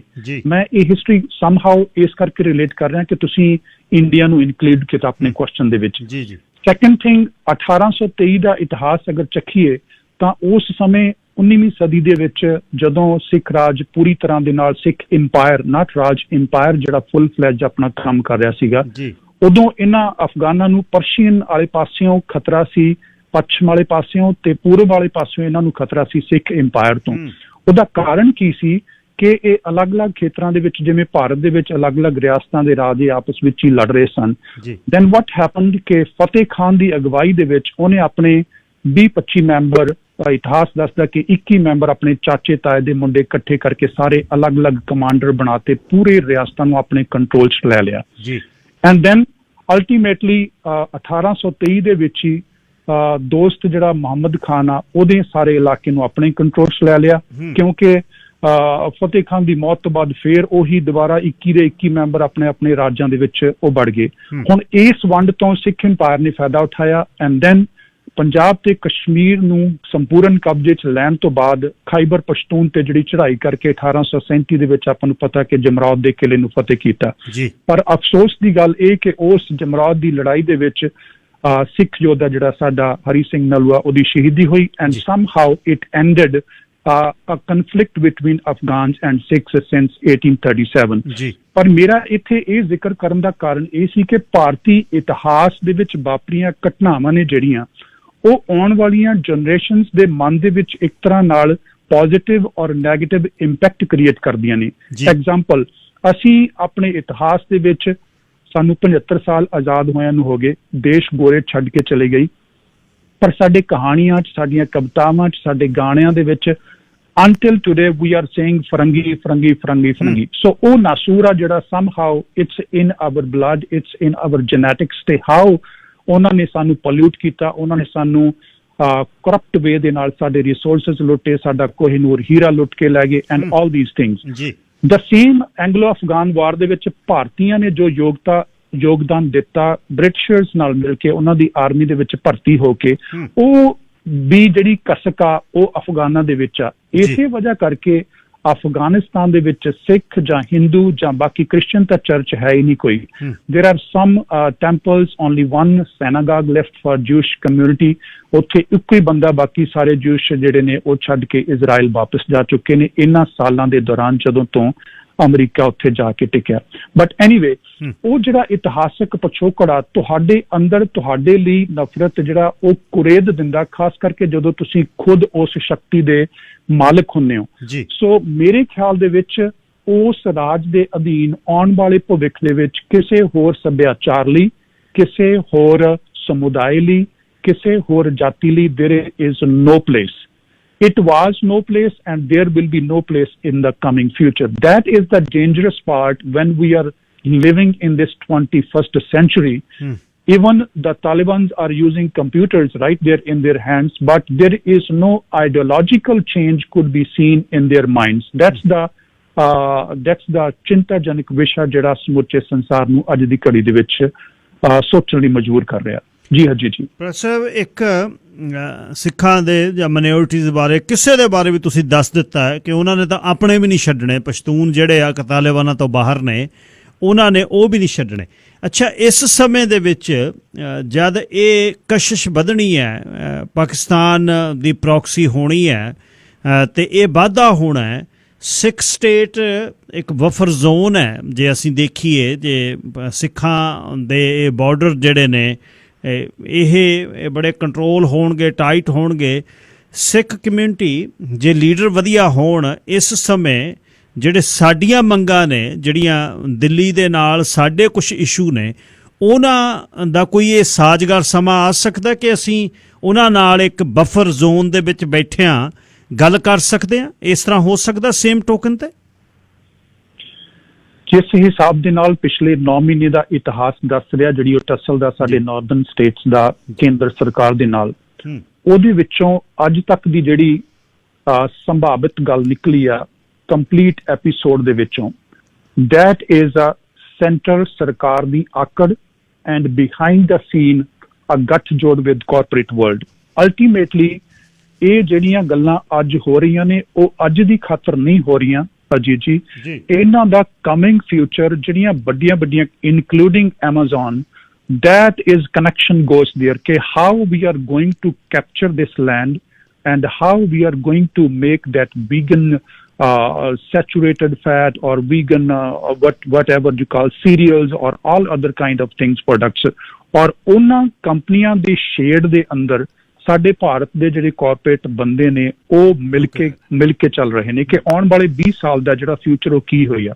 ਸਾਡੀ ਜਿਹੜੀ ਤਰਾਸਦੀ ਆ ਅੱਜ ਦੀ ਡੇਟ ਦੇ ਵਿੱਚ, ਜਿਹੜਾ ਤੁਸੀਂ ਮੇਨ ਕੀ ਕੰਟੈਂਟ ਕਿ ਸਾਡਾ ਜਿਹੜਾ ਭਵਿੱਖ ਆ, again I'm going to say that ਅਗਰ ਉਸ ਆਉਣ ਵਾਲੇ ਭਵਿੱਖ ਨੂੰ ਆਪਣੇ ਮਨ ਦੇ ਅੰਦਰ ਰੱਖ ਕੇ ਆਪਣੀ ਪੋਲੀਟੀਕਲ ਲੜਾਈ ਆ ਜਿਹੜੀ, ਆਪਣੇ ਬਲੇਮ ਗੇਮ ਉਹਨੂੰ ਸਾਈਡ ਤੇ ਰੱਖ ਕੇ ਇਹ ਜਿੰਨੇ ਨੇਤਾ ਨੇ, ਚਾਹੇ ਉਹ ਆਪ ਦੇ ਆ, ਚਾਹੇ ਉਹ ਕਾਂਗਰਸ ਦੇ ਆ, ਚਾਹੇ ਅਕਾਲੀ ਦੇ ਆ, ਅਗਰ ਉਹ ਪੰਜਾਬ ਦੇ ਭਵਿੱਖ ਨੂੰ ਮੇਨ ਏਮ ਰੱਖ ਕੇ ਇੱਕ ਪਲੇਟਫਾਰਮ ਤੇ ਹੋ ਕੇ ਇੱਕ ਸਟੈਂਡ ਨਹੀਂ ਲੈਣਗੇ ਤਾਂ definitely it will be very dangerous for the coming generations of Punjab. ਅੱਜ ਦੀ ਘੜੀ ਆਪਾਂ ਦੇਖ ਰਹੇ ਹਾਂ ਕਿ ਜਿਹੜਾ ਵੀ ਮਿਡਲ ਕਲਾਸ ਬੰਦਾ, ਉਹਦੀ ਇਹ ਕੋਸ਼ਿਸ਼ ਆ, ਅੱਜ ਦੇ ਮੋਮੈਂਟ ਦੀ ਗੱਲ ਜਿਹੜੀ ਮੈਂ ਕਰ ਰਿਹਾ, ਜਹਾਜ਼ ਦੀ ਟਿਕਟ ਜਿਹੜੀ ਇਨ ਦੀਜ਼ ਡੇਜ਼ ਪ੍ਰੈਜ਼ੈਂਟ ਡੇਜ਼ ਦੇ ਵਿੱਚ 2 ਲੱਖ ਤੋਂ ਲੈ ਕੇ 1,70,080 ਤੱਕ ਕਿ ਕਿਸੇ ਤਰੀਕੇ ਨਾਲ ਮੇਰਾ ਵੀਜ਼ਾ ਲੱਗਿਆ ਹੈ, ਡਸ ਨਾਟ ਮੈਟਰ ਉੱਥੇ ਕਲਾਸਾਂ ਆਨਲਾਈਨ ਨੇ ਕੈਨੇਡਾ ਦੇ ਵਿੱਚ ਜਾਂ ਕਿਸੇ ਹੋਰ ਕੰਟਰੀ ਦੇ ਵਿੱਚ, ਮੈਨੂੰ ਟਿਕਟ ਕਟਾ ਦਿਓ, ਮੈਂ ਇਸ ਦੇਸ਼ ਤੋਂ ਜਾਣਾ ਚਾਹੁੰਦਾ, which is very dangerous for the future of Punjab, at the same time for the country also। ਪਰ at the same time ਇਹ ਮਨੁੱਖੀ ਨੇਚਰ ਆ ਕਿ ਜਿੱਥੇ ਵੀ ਰਿਸੋਰਸਸ ਸੰਸਾਰ ਦਾ ਇਤਿਹਾਸ ਚੱਕ ਕੇ ਦੇਖੋ ਅਵੇਲੇਬਲ ਹੋਣਗੇ ਤਾਂ ਮਨੁੱਖ ਜਿਹੜਾ ਉਹ ਟਰੈਵਲ ਕਰਦਾ, ਇਹਦੇ ਵਿੱਚ ਕੋਈ ਸ਼ੱਕ ਨਹੀਂ। ਪਰ ਜਦੋਂ ਅਸੀਂ ਗੱਲ ਕਰਦੇ ਹਾਂ ਆਪਣੇ ਖੁਦ ਦੇ ਭਵਿੱਖ ਦੀ ਕਿ ਠੀਕ ਹੈ ਚੰਦ ਬੰਦੇ, ਚੰਦ percentage people is gone out there, how we are going to handle the problems back after the people are settled in other countries, how the people who left behind, how they are going to survive it, how they are going to handle their problems, how they are going to ask the central government। ਤਾਂ ਇਹ ਸਾਰੀਆਂ ਸਮੱਸਿਆਵਾਂ ਨੇ ਤਾਂ again ਉਸੇ ਕੇਂਦਰ ਬਿੰਦੂ ਤੇ ਆ ਕੇ ਖੜ ਜਾਂਦੀਆਂ ਨੇ ਕਿ ਤੁਸੀਂ ਕਿਸੇ ਸਰਕਾਰੀ ਸ਼ਕਤੀ ਦੇ ਨਾਲ ਮਿਲੇ ਹੋਏ ਹੋ ਜਾਂ ਤੁਸੀਂ ਆਪਣੇ ਦੇਸ਼ ਦੇ ਲੋਕਾਂ ਦੇ ਭਵਿੱਖ ਨਾਲ ਜੁੜੇ ਹੋਏ ਹੋ। ਇਹ ਦੋ ਚੀਜ਼ਾਂ ਜਿਹੜੀਆਂ ਕੰਟਰਾਡਿਕਟ ਨੇ। ਵੀ ਕੈਨ ਸੇ ਅੱਜ ਦੀ ਐਗਜ਼ਾਮਪਲ, ਸੌਰੀ ਥੋੜਾ ਜਿਹਾ ਕਿ ਸੁਨਾਮ ਦੇ ਵਿੱਚ ਪਿਛਲੇ ਦਿਨੀ ਇੱਕ ਬੁੱਤ ਲੱਗਿਆ ਸ਼ਹੀਦ ਊਧਮ ਸਿੰਘ ਦਾ, ਠੀਕ ਹੈ, ਉਹਦੀ ਇੱਕ ਛੋਟਾ ਜਿਹਾ ਨੁਕਤਾ ਮੈਂ ਤੁਹਾਡੇ ਨਾਲ ਸਾਂਝਾ ਕਰਨ। ਉਹਦੇ ਹੱਥ ਦੇ ਵਿੱਚ ਇੱਕ ਕਿਤਾਬ ਦਿੱਤੀ ਗਈ ਆ ਔਰ ਉਸ ਕਿਤਾਬ ਦੇ ਉੱਤੇ ਓਮ ਲਿਖਿਆ ਹੋਇਆ। ਮੈਨੂੰ ਓਮ ਦੇ ਨਾਲ ਕੋਈ ਪ੍ਰੋਬਲਮ ਨਹੀਂ ਹੈ, I don't have any concern, the way I respect Ik Onkar, the way I am respecting Om in my life. But where did that ideology came during the Congress government, which is representing the Punjabi soul, which is representing the Punjabi community, which is representing the Sikh Qaum, where that ideology is sitting behind the scenes in different deputy commissioner रूप of form, different Kulpati, different Kulpati, how these people are organized behind the scenes and controlling the psychology of the human beings. That is dangerous. And relating to Afghanistan again, it will be more challenging in the coming future क्योंकि साडे border लगदे ने और ਅਸੀਂ ਇਹ ਵੀ ਜਾਣਦੇ ਹਾਂ ਕਿ ਮੈਂ ਜਿਹੜੀ ਹੁਣੀ ਉਹ ਜਿਹੜਾ ਨਾਸੂਰ ਪਿਛੋਕੜ ਜਿਹੜਾ ਸਾਡੇ ਸਿੱਖਾਂ ਦਾ ਉਹਦੀ ਵਜ੍ਹਾ ਕਰਕੇ ਮਹਾਰਾਜਾ ਰਣਜੀਤ ਸਿੰਘ ਦਾ ਬੁੱਤ ਸੀ ਜਿਹੜਾ ਉਹ ਤੋੜਿਆ ਗਿਆ ਲਾਹੌਰ ਦੇ ਵਿੱਚ ਉਹ ਇਸੇ ਲਈ ਤੋੜਿਆ ਗਿਆ ਇਸੇ ਖੁੰਦਕ ਦੇ ਵਿੱਚ ਤੋੜਿਆ ਗਿਆ ਕਿ once upon a time in the past they invaded us, they ruled us, and that's the only time in the history when we were able to control them. There is no any part of the history ਕਿ ਕਿਸੇ ਪਸ਼ਤੂਨਾਂ ਨੂੰ ਕਿਸੇ ਪਠਾਣਾ ਨੂੰ ਕੋਈ ਕੌਮ ਭਾਰਤ ਦੀ ਜਾਂ ਵਿਦੇਸ਼ ਦੀ ਉਸ ਧਰਤੀ ਤੇ ਉਹਨਾਂ ਨੂੰ ਕੰਟਰੋਲ ਕਰ ਸਕੀ। ਜੀ ਜੀ ਜੀ ਅਖੀਰ ਦੇ ਵਿੱਚ ਆਪਾਂ ਰੈਪ ਅਪ ਕਰਦੇ ਹਾਂ ਕਿ USA ਦੀ ਫਿਰ ਦੁਨੀਆ ਦੇ ਹਿੱਸੇ 'ਚ ਲਾਣੇਦਾਰੀ ਤੇ ਥਾਣੇਦਾਰੀ ਪਾਲਿਸੀ ਸ਼ਿਫਟ ਹੋਏਗਾ, ਏਸ਼ੀਆ ਦੇ ਵਿੱਚੋਂ ਰੈਪ ਅਪ ਕਰਨਗੇ ਵਿੱਚ ਪੋਸੀਬਲ ਨਹੀਂ ਹੈ। ਜਿਹੜਾ ਡਾਇਗੋ ਗਾਰਸੀਆ ਦਾ ਬਹੁਤ ਵੱਡਾ ਬੇਸ ਹੈ, ਬਹਿਰੀਨ ਦਾ ਬੇਸ ਹੈ, ਮਸੀਰਾ ਆਈਲੈਂਡ ਓਮਾਨ ਦੇ ਵਿੱਚ ਬਹੁਤ ਵੱਡਾ ਬੇਸ ਹੈ, ਤੈਬਾਨ 'ਚ ਬੈਠੇ ਨੇ। ਸੋ ਆਉਣ ਵਾਲੇ ਸਮੇਂ ਦੇ ਵਿੱਚ ਕੀ ਚੇਂਜਸ ਆਉਣਗੀਆਂ ਅਖੀਰ ਦੇ ਵਿੱਚ, ਤੇ ਕੋਈ ਹੋਰ ਅਜਿਹੀ ਗੱਲ ਜਿਹੜੀ ਐਡ ਕਰਨੀ ਚਾਹੂੰ ਅੱਜ ਦੀ ਗੱਲਬਾਤ 'ਚ? ਹਾਂਜੀ ਜੀ, ਜਿਹੜਾ ਸਭ ਤੋਂ ਵੱਡਾ ਚੈਲੰਜ ਹੈ ਅਗੇਨ ਮੈਂ ਉਸੇ ਨੁਕਤੇ ਤੇ ਆਊਂਗਾ ਕਿ ਉਹਨਾਂ ਦੀ ਜਿਹੜੀ ਆਈਡੀਓਲੋਜੀ ਆ ਦੈਟ ਇਜ਼ ਕਿ ਸੰਸਾਰ ਤੇ ਸਾਡਾ ਇਸਲਾਮਿਕ ਫੰਡਾਲਿਸਟ ਰਾਜ ਦਾ ਝੰਡਾ ਝੂਲਣਾ ਚਾਹੀਦਾ। ਠੀਕ ਹੈ, ਉਹ ਜਿਹੜੀਆਂ ਤਾਕਤਾਂ ਜਿਹੜੀਆਂ ਉਹਨਾਂ ਦੇ ਨਾਲ ਖੜੀਆਂ ਨੇ they are already against US, which is also a challenging point for international community as well as international politics. ਚਾਹੇ ਉਹਦੇ ਵਿੱਚ ਰਸ਼ੀਆ does not matter ਕਿੰਨੇ percentage, does not matter ਉਹ ਇਨਵੋਲਵ ਆ ਜਾਂ ਉਹਦੇ ਆਪਣੇ ਮਫਾਦ ਨੇ ਉਸ ਧਰਤੀ ਤੇ ਉਹਨਾਂ ਨਾਲ ਡੈਮੋਕ੍ਰੈਟਿਕ ਰਿਲੇਸ਼ਨ ਬਣਾਉਣ ਦੇ। Second number is China, third number is Iran. All these three forces already have a tussle with American policymakers, at the same time American government. ਇਹ ਗੱਲ ਵੱਖਰੀ ਆ ਕਿ ਉਹਨਾਂ ਦੇ ਇਕਨੋਮਿਕ ਮਫਾਦ ਨੇ ਜਿਨ੍ਹਾਂ ਦੀ ਵਜ੍ਹਾ ਕਰਕੇ ਉਹ ਦੇਸ਼ ਇੰਪੋਰਟ ਐਕਸਪੋਰਟ ਦੇ ਸਿਰ ਤੇ ਆਪਣੇ ਰਿਲੇਸ਼ਨ ਜਿਹੜੇ ਆ ਉਹ ਕਾਮਯਾਬ ਰੱਖ ਰਿਹਾ। But again the time is ਕਿ ਅੱਜ ਦਾ ਜਿਹੜਾ ਯੁੱਗ ਆ ਜਾਂ ਅੱਜ ਦਾ ਜਿਹੜਾ ਸਮਾਂ ਵਾ, ਹੁਣ ਤੁਸੀਂ ਦੇਖਿਆ ਅੱਜ ਦੀਆਂ ਜਿਹੜੀਆਂ ਖਬਰਾਂ ਉਹ ਦੱਸ ਰਹੀਆਂ ਨੇ। ਪਹਿਲਾਂ ਨਿਊਯਾਰਕ ਟਾਈਮ ਦੀ ਅਖਬਾਰ ਦੀ ਖਬਰ ਅੱਜ ਸਵੇਰ ਦੀ ਜਿਹੜੀ ਤਾਜ਼ਾ ਉਹ ਇਹ ਆਈ ਕਿ ਉਹਨਾਂ ਨੇ ਆਪਣਾ ਚਿਹਰਾ ਦਿਖਾਉਣਾ ਸ਼ੁਰੂ ਕਰ ਦਿੱਤਾ। They said we are not those Afghans, we are not those Talibans. ਉਸ ਨਿਗਾਹ ਨੂੰ ਦੇਖੀਏ ਤਾਂ ਉਹਨਾਂ ਨੇ ਕੱਲ ਇਹ ਬਿਆਨ ਦੇ ਦਿੱਤਾ ਸੀਗਾ ਕਾਬੁਲ ਤੋਂ ਕਿ ਅਸੀਂ 31 ਅਗਸਤ ਤੋਂ 1 ਮਿੰਟ ਵੀ ਅੱਗੇ ਹੋਰ ਨਹੀਂ ਪਾਉਣਾ, ਡਸ ਨਾਟ ਮੈਟਰ ਤੁਹਾਡਾ ਬੰਦਾ ਕੋਈ ਨਿਕਲਿਆ ਕਿ ਨਹੀਂ ਨਿਕਲਿਆ। ਅੱਜ ਉਸ ਖਬਰ ਤੋਂ ਬਾਅਦ ਦੁਪਹਿਰੇ ਰੀਸੈਂਟ ਤਕਰੀਬਨ 2 ਘੰਟੇ ਪਹਿਲਾਂ ਬਾਈਡਨ ਦਾ ਬਿਆਨ ਇਹ ਆਇਆ ਕਿ ਅਸੀਂ ਜਿਹੜਾ 31 ਅਗਸਤ ਤੱਕ ਹੀ ਉੱਥੇ ਰਹਾਂਗੇ। ਸੋ ਇਹਦਾ ਮਤਲਬ ਇਹ ਨਿਕਲਦਾ ਕਿ ਸਮਹਾਉ ਵੀ ਆਰ ਰੈਡੀ ਕਿ ਅਸੀਂ ਹੋਰ ਕੋਈ ਡੈਮੇਜ ਨਾ ਚੱਲੀਏ, ਅਸੀਂ ਵੱਧ ਤੋਂ ਵੱਧ ਜਹਾਜ਼ ਭੇਜ ਕੇ ਆਪਣੇ ਬੰਦੇ ਜਿੰਨੀ ਜਲਦੀ ਉੱਥੋਂ ਕੱਢ ਸਕੀਏ ਉਹ ਕੱਢ ਸਕੀਏ। ਦੂਸਰਾ ਬਿਆਨ ਉਹਨਾਂ ਨੇ ਕੀ ਦਿੱਤਾ ਕਿ ਅਸੀਂ ਚਾਹੁੰਦੇ ਹਾਂ ਕਿ ਤੁਸੀਂ ਆਪਣੇ ਬੰਦੇ ਜਿਹੜੇ ਤੁਹਾਡੇ ਨੇ, ਅਮਰੀਕਨ ਨੇ, ਫੋਰਨਰਸ ਨੇ ਜਾਂ ਤੁਹਾਡੇ ਅਲਾਈਜ਼ ਨੇ, you are most welcome to take them, but we will not let Afghans leave. That's also a challenging ਬਿਆਨ ਟੂਡੇ ਕਿ ਅਸੀਂ ਅਫਗਾਨਾਂ ਨੂੰ ਆਪਣੇ ਦੇਸ਼ ਤੋਂ ਨਹੀਂ ਜਾਣ ਦੇਣਾ। ਹੁਣ ਹਜ਼ਾਰਾਂ ਪੀਪਲ ਉੱਥੇ ਬੈਠੇ ਨੇ, 21,000 ਬੰਦਾ ਕੱਲ ਤੇ ਪਰਸੋਂ ਦੇ ਵਿੱਚ 24 ਘੰਟਿਆਂ ਦੇ ਵਿੱਚ ਉੱਥੋਂ ਢੋ ਚੁੱਕਿਆ ਵਾਈਟ ਹਾਊਸ। ਠੀਕ ਹੈ, ਔਰ ਉਹਨਾਂ 21,000 ਪਲੱਸ ਜਿਹੜੇ ਪਹਿਲਾਂ ਆ ਚੁੱਕੇ ਉਹਨਾਂ ਨੂੰ ਸਾਂਭਣ ਦੀ ਪ੍ਰੋਬਲਮ ਬਹੁਤ ਵੱਡੀ ਆ ਰਹੀ ਹੈ ਦੇਸ਼ ਦੇ ਵਿੱਚ। How they are going to handle them, ਦਾ immigration process, then food process, how to take care, how to handle them, ਉਹਨਾਂ ਦੀ ਰੈਜ਼ੀਡੈਂਸੀ, ਉਹਨਾਂ ਦੇ ਮਕਾਨ, all these challenges are right there in front of US government. The time is the key content ਕਿ ਅੱਜ ਦਾ ਜਿਹੜਾ ਸਮਾਂ ਵਾ ਉਹ ਨਾ ਤਾਂ ਫਾਲਸ ਪ੍ਰੋਮਿਸ ਦਾ, ਨਾ ਟੀਵੀ ਇੰਟਰਵਿਊ ਦਾ, ਨਾ ਬਲੇਮਿੰਗ ਪ੍ਰੀਵੀਅਸ ਪ੍ਰੈਜ਼ੀਡੈਂਟਸ ਦਾ, ਉਹ ਕਾਫੀ ਨਹੀਂ ਹੈ। ਕਿਉਂਕਿ 31 ਅਗਸਤ there is only 1 week. Thousands people in the different corners of Afghan already standing or already running towards ਕਾਬਲ ਕਿ ਕਿਸੇ ਨਾ ਕਿਸੇ ਤਰੀਕੇ ਦੇ ਨਾਲ ਉਹ ਕਾਬਲ 에ਅਰਪੋਰਟ ਦੀ ਬਾਉਂਡਰੀ ਪਾਰ ਕੇ ਅੰਦਰ ਵੜ ਜਾਣ ਔਰ ਉੱਥੋਂ ਨਿਕਲਣ ਦਾ ਆਪਾਂ ਬਾਅਦ ਚ ਦੇਖਾਂਗੇ। ਹਜ਼ਾਰਾਂ ਬੱਚੇ, ਕਿੰਨੇ ਬੰਦੇ ਮਰ ਚੁੱਕੇ ਆ ਉੱਥੇ ਪਿਛਲੇ ਆਪਣਾ 15 ਅਗਸਤ ਤੋਂ ਲੈ ਕੇ ਹੁਣ ਤੱਕ। ਸੋ ਇਸ ਸਮੇਂ ਦੇ ਵਿੱਚ ਜਿਹੜੇ ਅਲਾਈਜ਼, ਜਿਹੜੇ UN ਦੇ ਫੋਰਸਿਸ ਦੇ ਨਾਲ ਮਿਲ ਕੇ ਆਲਰੇਡੀ ਉਸ ਅਫਗਾਨ ਦੀ ਧਰਤੀ ਤੇ ਕੰਮ ਕਰ ਰਹੇ ਸਨ, ਉਹਨਾਂ ਸਾਰਿਆਂ ਦਾ ਫਰਜ਼ ਇਹ ਬਣਦਾ ਕਿ ਇੱਕ ਪਲੇਟਫਾਰਮ ਤੇ ਇਕੱਠੇ ਹੋ ਕੇ ਜਿਹੜੇ ਲੋਕ ਜਿਹੜੇ ਇਹਨਾਂ ਦੀ ਹੈਲਪ ਕਰਦੇ ਸੀ, ਜਿਵੇਂ ਫਿਨਲੈਂਡ ਦੇ ਪ੍ਰੈਜ਼ੀਡੈਂਟ ਨੇ ਕਿਹਾ, ਡੈਨਮਾਰਕ ਦੇ ਪ੍ਰੈਜ਼ੀਡੈਂਟ ਨੇ ਕਿ ਜਿਹੜੇ ਬੰਦੇ ਹੈਲਪ ਕਰਦੇ ਸੀ ਇਹਨਾਂ ਦੀ, ਜਿਹੜੇ ਇਹਨਾਂ ਦੇ ਨਾਲ ਮਿਲ ਕੇ ਚੱਲੇ। ਐਟਲੀਸਟ ਅੱਜ ਦੀ ਘੜੀ ਅਮਰੀਕਾ ਦਾ ਇਹ ਫਰਜ਼ ਬਣਦਾ ਜਾਂ ਐਲਾਈਜ਼ ਦਾ ਇਹ ਫਰਜ਼ ਬਣਦਾ ਕਿ ਉਹਨਾਂ ਨੂੰ ਉੱਥੋਂ ਸੇਫਲੀ ਕੱਢਿਆ ਜਾਵੇ ਅਗਰ ਉਹ ਜਾਣਾ ਚਾਹੁੰਦੇ ਨੇ, ਦੇਸ਼ ਛੱਡਣਾ ਚਾਹੁੰਦੇ ਨੇ, ਔਰ ਉਹਨਾਂ ਦੀ ਪ੍ਰੋਪਰ ਜਿਹੜੀ ਆ ਉਹ ਟੇਕ ਕੇਅਰ ਕੀਤੀ ਜਾਵੇ। ਬਾਕੀ ਰਹੀ ਇੰਟਰਨੈਸ਼ਨਲ ਪਾਲਿਸੀ ਦੀ, we will know within 6 months ਕਿ 6 ਮਹੀਨਿਆਂ ਦੇ ਅੰਦਰ ਅੰਦਰ ਕਿਹੜੇ ਨਵੀਆਂ ਨੀਤੀਆਂ ਉਹਨਾਂ ਨੇ ਕਾਬਲ ਤੋਂ ਘੋਸ਼ਿਤ ਕਰਤੀਆਂ ਔਰ ਕਿਹੜੇ ਦੇਸ਼ ਉਹਨਾਂ ਦੇ ਨੇੜੇ ਆ ਰਹੇ ਨੇ। ਉਹਨਾਂ ਤੇ ਡਿਪੈਂਡ ਕਰੂਗਾ ਕਿ ਉਹਨਾਂ ਦੀਆਂ ਜਿਹੜੀਆਂ ਡਿਪਲੋਮੈਟਿਕ ਪਾਲਿਸੀਜ਼ ਨੇ ਜਾਂ ਉੱਥੇ ਵਰਕ ਕਰ ਰਹੀਆਂ ਜਾਂ ਵਰਕ ਨਾ ਕਰ ਰਹੀਆਂ ਐਮਬੈਸੀਜ਼ ਨੇ, ਐਮਬੈਸਡਰ ਜਿਹੜੇ ਉੱਥੇ ਹੋਣਗੇ, we will be somehow looking on them within coming 6 months ਕਿ ਅੰਤਰਰਾਸ਼ਟਰੀ ਜਿਹੜਾ ਘਾੜਾ ਵਾ, ਅੰਤਰਰਾਸ਼ਟਰੀ ਨੀਤੀਆਂ ਨੇ ਜਿਹੜੀਆਂ ਉਹ ਕਿਸ ਰੂਪ ਦੇ ਵਿੱਚ ਕਿਸ ਪਾਸੇ ਵੱਲ ਨੂੰ ਜਾ ਰਹੀਆਂ ਨੇ। ਬਟ ਅੱਜ ਦੀ ਡੇਟ ਦੇ ਵਿੱਚ ਅਮਰੀਕਾ ਇੱਕ ਸੰਸਾਰਿਕ ਲੀਡਰ ਦੇ ਨਾਂ ਤੇ ਔਰ ਇੱਕ ਡੈਮੋਕ੍ਰੈਟਿਕ ਸੈਟਲਰ ਦੇ ਨਾਂ ਤੇ ਫੇਲ ਹੋਇਆ। That's the key content of our today's talk.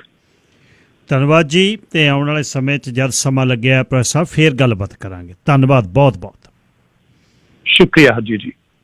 Professor Amarjit Singh University of South Carolina ਤੋਂ ਗੱਲਬਾਤ ਕਰ ਰਹੇ ਸੀ। ਸਰ ਜਸਵੀਰ ਸਿੰਘ ਜੀ, ਕੀ ਕਹਿਣਾ ਚਾਹੁੰਦੇ ਹੋ? ਧੰਨਵਾਦ ਸਰਦਾਰ ਜੀ, ਬਹੁਤ ਬੇਸ਼ਕੀਮਤੀ ਵਿਚਾਰ ਸੀ ਅੱਜ ਦੇ ਤੁਹਾਡੇ। ਕਲਮਾਤਮਕ ਜਿਹੜੀ ਉਹਨਾਂ ਨੇ ਵਿਚਾਰ ਪੇਸ਼ ਕੀਤੇ ਨੇ, ਕਮਾਲ ਕਰਤੀ, ਔਰ ਮੈਂ ਵਧਾਈ ਦਿੰਦਾ ਤੁਹਾਡੇ ਪ੍ਰੋਗਰਾਮ ਨੂੰ। ਕੱਲ੍ਹ ਦਾ ਤੇ ਅੱਜ ਦੇ ਵਿਚਾਰਾਂ ਵਿੱਚ ਇੱਕ ਆਪੋ ਵਿਰੋਧੀ ਵਿਚਾਰ ਆਇਆ ਪੰਜਾਬ ਵਿੱਚੋਂ ਪ੍ਰਵਾਸ ਦੀ ਗੱਲ ਤੇ। ਕੱਲ੍ਹ ਹਮਾਇਤ ਸੀ, ਅੱਜ ਵਿਰੋਧ ਹੈ। ਔਰ ਅੱਜ ਦੀ ਵਿਚਾਰ ਵਿੱਚ ਮੈਨੂੰ ਲੱਗਿਆ ਕਿ ਅੱਜ ਦੀ ਵਿਚਾਰ ਵਿੱਚ ਕੁਝ ਜ਼ਿਆਦਾ ਦਮ ਨੇ। ਤੇ ਇੱਕ ਬੇਨਤੀ ਵੀ ਜਿਹੜਾ ਆਪਾਂ ਘੋਗੇ, ਆਪਣੇ ਜਿਹੜੇ ਘੋਗੇ ਨੇ ਜਾਂ ਬਾਗੜ ਕੰਨੇ ਨੇ, ਉਹਨਾਂ ਦੀਆਂ ਤੁਸੀਂ ਗੱਲਾਂ ਬਾਤਾਂ ਬਹੁਤ ਕਰਦੇ ਹੋ। ਮੇਰਾ ਖਿਆਲ ਉਹਨਾਂ ਨੂੰ ਛੱਡ ਕੇ ਏਦਾਂ ਦੇ ਉਸਾਰੂ ਰਾਜਨੀਤਿਕ ਅਤੇ ਜਿਹੜੇ ਕੌਮੀਅਤ ਵਿਚਾਰ ਨੇ ਪੰਜਾਬੀਆਂ ਦੀ ਖਾਤਰ, ਪੰਜਾਬ ਦੇ ਲੋਕਾਂ ਦੀ ਖਾਤਰ, ਉਹਨਾਂ ਨੂੰ ਕਿਤੇ ਉਹਨਾਂ ਦੇ ਲੱਛਣਾਂ ਨੂੰ ਜਾਣਨ ਦੀ ਪ੍ਰਕਿਰਿਆ ਦੇ ਉੱਤੇ ਵਿਚਾਰਾਂ ਨੂੰ ਅਹਿਮੀਅਤ ਦੇਣ ਦੀ ਕੋਸ਼ਿਸ਼ ਕਰੋ। ਨਾ ਤਾਂ ਘੋਗੜ ਕੰਨਿਆਂ ਨੂੰ ਆਪਾਂ ਉਡਾ ਸਕਦੇ ਆ, ਨਾ ਘੋਗੜਾਂ ਨੂੰ ਆਪਾਂ ਸਵਾ ਸਕਦੇ ਆ। ਉਹਨਾਂ ਨੂੰ ਛੱਡ ਦਿਓ। ਮਿਹਰਬਾਨੀ ਸਰਦਾਰ ਜੀ। ਧੰਨਵਾਦ ਜੀ, ਬਹੁਤ ਬਹੁਤ ਧੰਨਵਾਦ ਤੁਹਾਡਾ ਸੁਝਾਅ ਲਈ। ਸਦਾ ਹੀ ਸਿਰ ਮੱਥੇ। ਪ੍ਰੋਫੈਸਰ ਸਾਹਿਬ ਦੀ ਗੱਲਬਾਤ ਉਹਨਾਂ ਨੂੰ ਲਿਆ ਕਰਾਂਗੇ ਛੇਤੀ, ਜਿੰਨਾ ਵੀ ਹੋ ਸਕੇ। ਅਜੇਪਾਲ ਸਿੰਘ ਬਰਾੜ, ਉਹਨਾਂ ਨੂੰ ਤੁਸੀਂ ਸੁਣਨਾ ਚਾਹੁੰਦੇ ਹੋ। ਹੋਰ ਬੜੇ ਗੈਸਟ ਨੇ ਜਿਹੜੇ ਜਿਨ੍ਹਾਂ ਨੂੰ ਦੁਨੀਆ ਤੋਂ ਤੁਹਾਡੇ ਸਨਮੁਖ ਕਰਾਂਗੇ। ਵਿਚਾਰਾਂ ਜਿਹੜੀਆਂ ਆਪਣੀਆਂ ਹੁੰਦੀਆਂ ਅੰਤਰਰਾਸ਼ਟਰੀ ਮਾਮਲਿਆਂ ਦੇ ਉੱਪਰ, ਤੇ ਕੀ ਹੋ ਰਿਹਾ ਦੁਨੀਆ 'ਚ ਉਹਦੇ 'ਤੇ ਪਕੜ। ਤੇ ਬਸ ਅੱਜ ਦਾ ਪ੍ਰੋਗਰਾਮ ਇੱਥੇ ਖਤਮ ਹੁੰਦਾ। 1.5 ਘੰਟੇ ਨੂੰ ਤੁਹਾਡੀ ਸਾਥ ਦੇ ਵਿੱਚ ਹਾਜ਼ਰੀ ਲੱਗੇਗੀ। ਰੱਬ ਰਾਖਾ।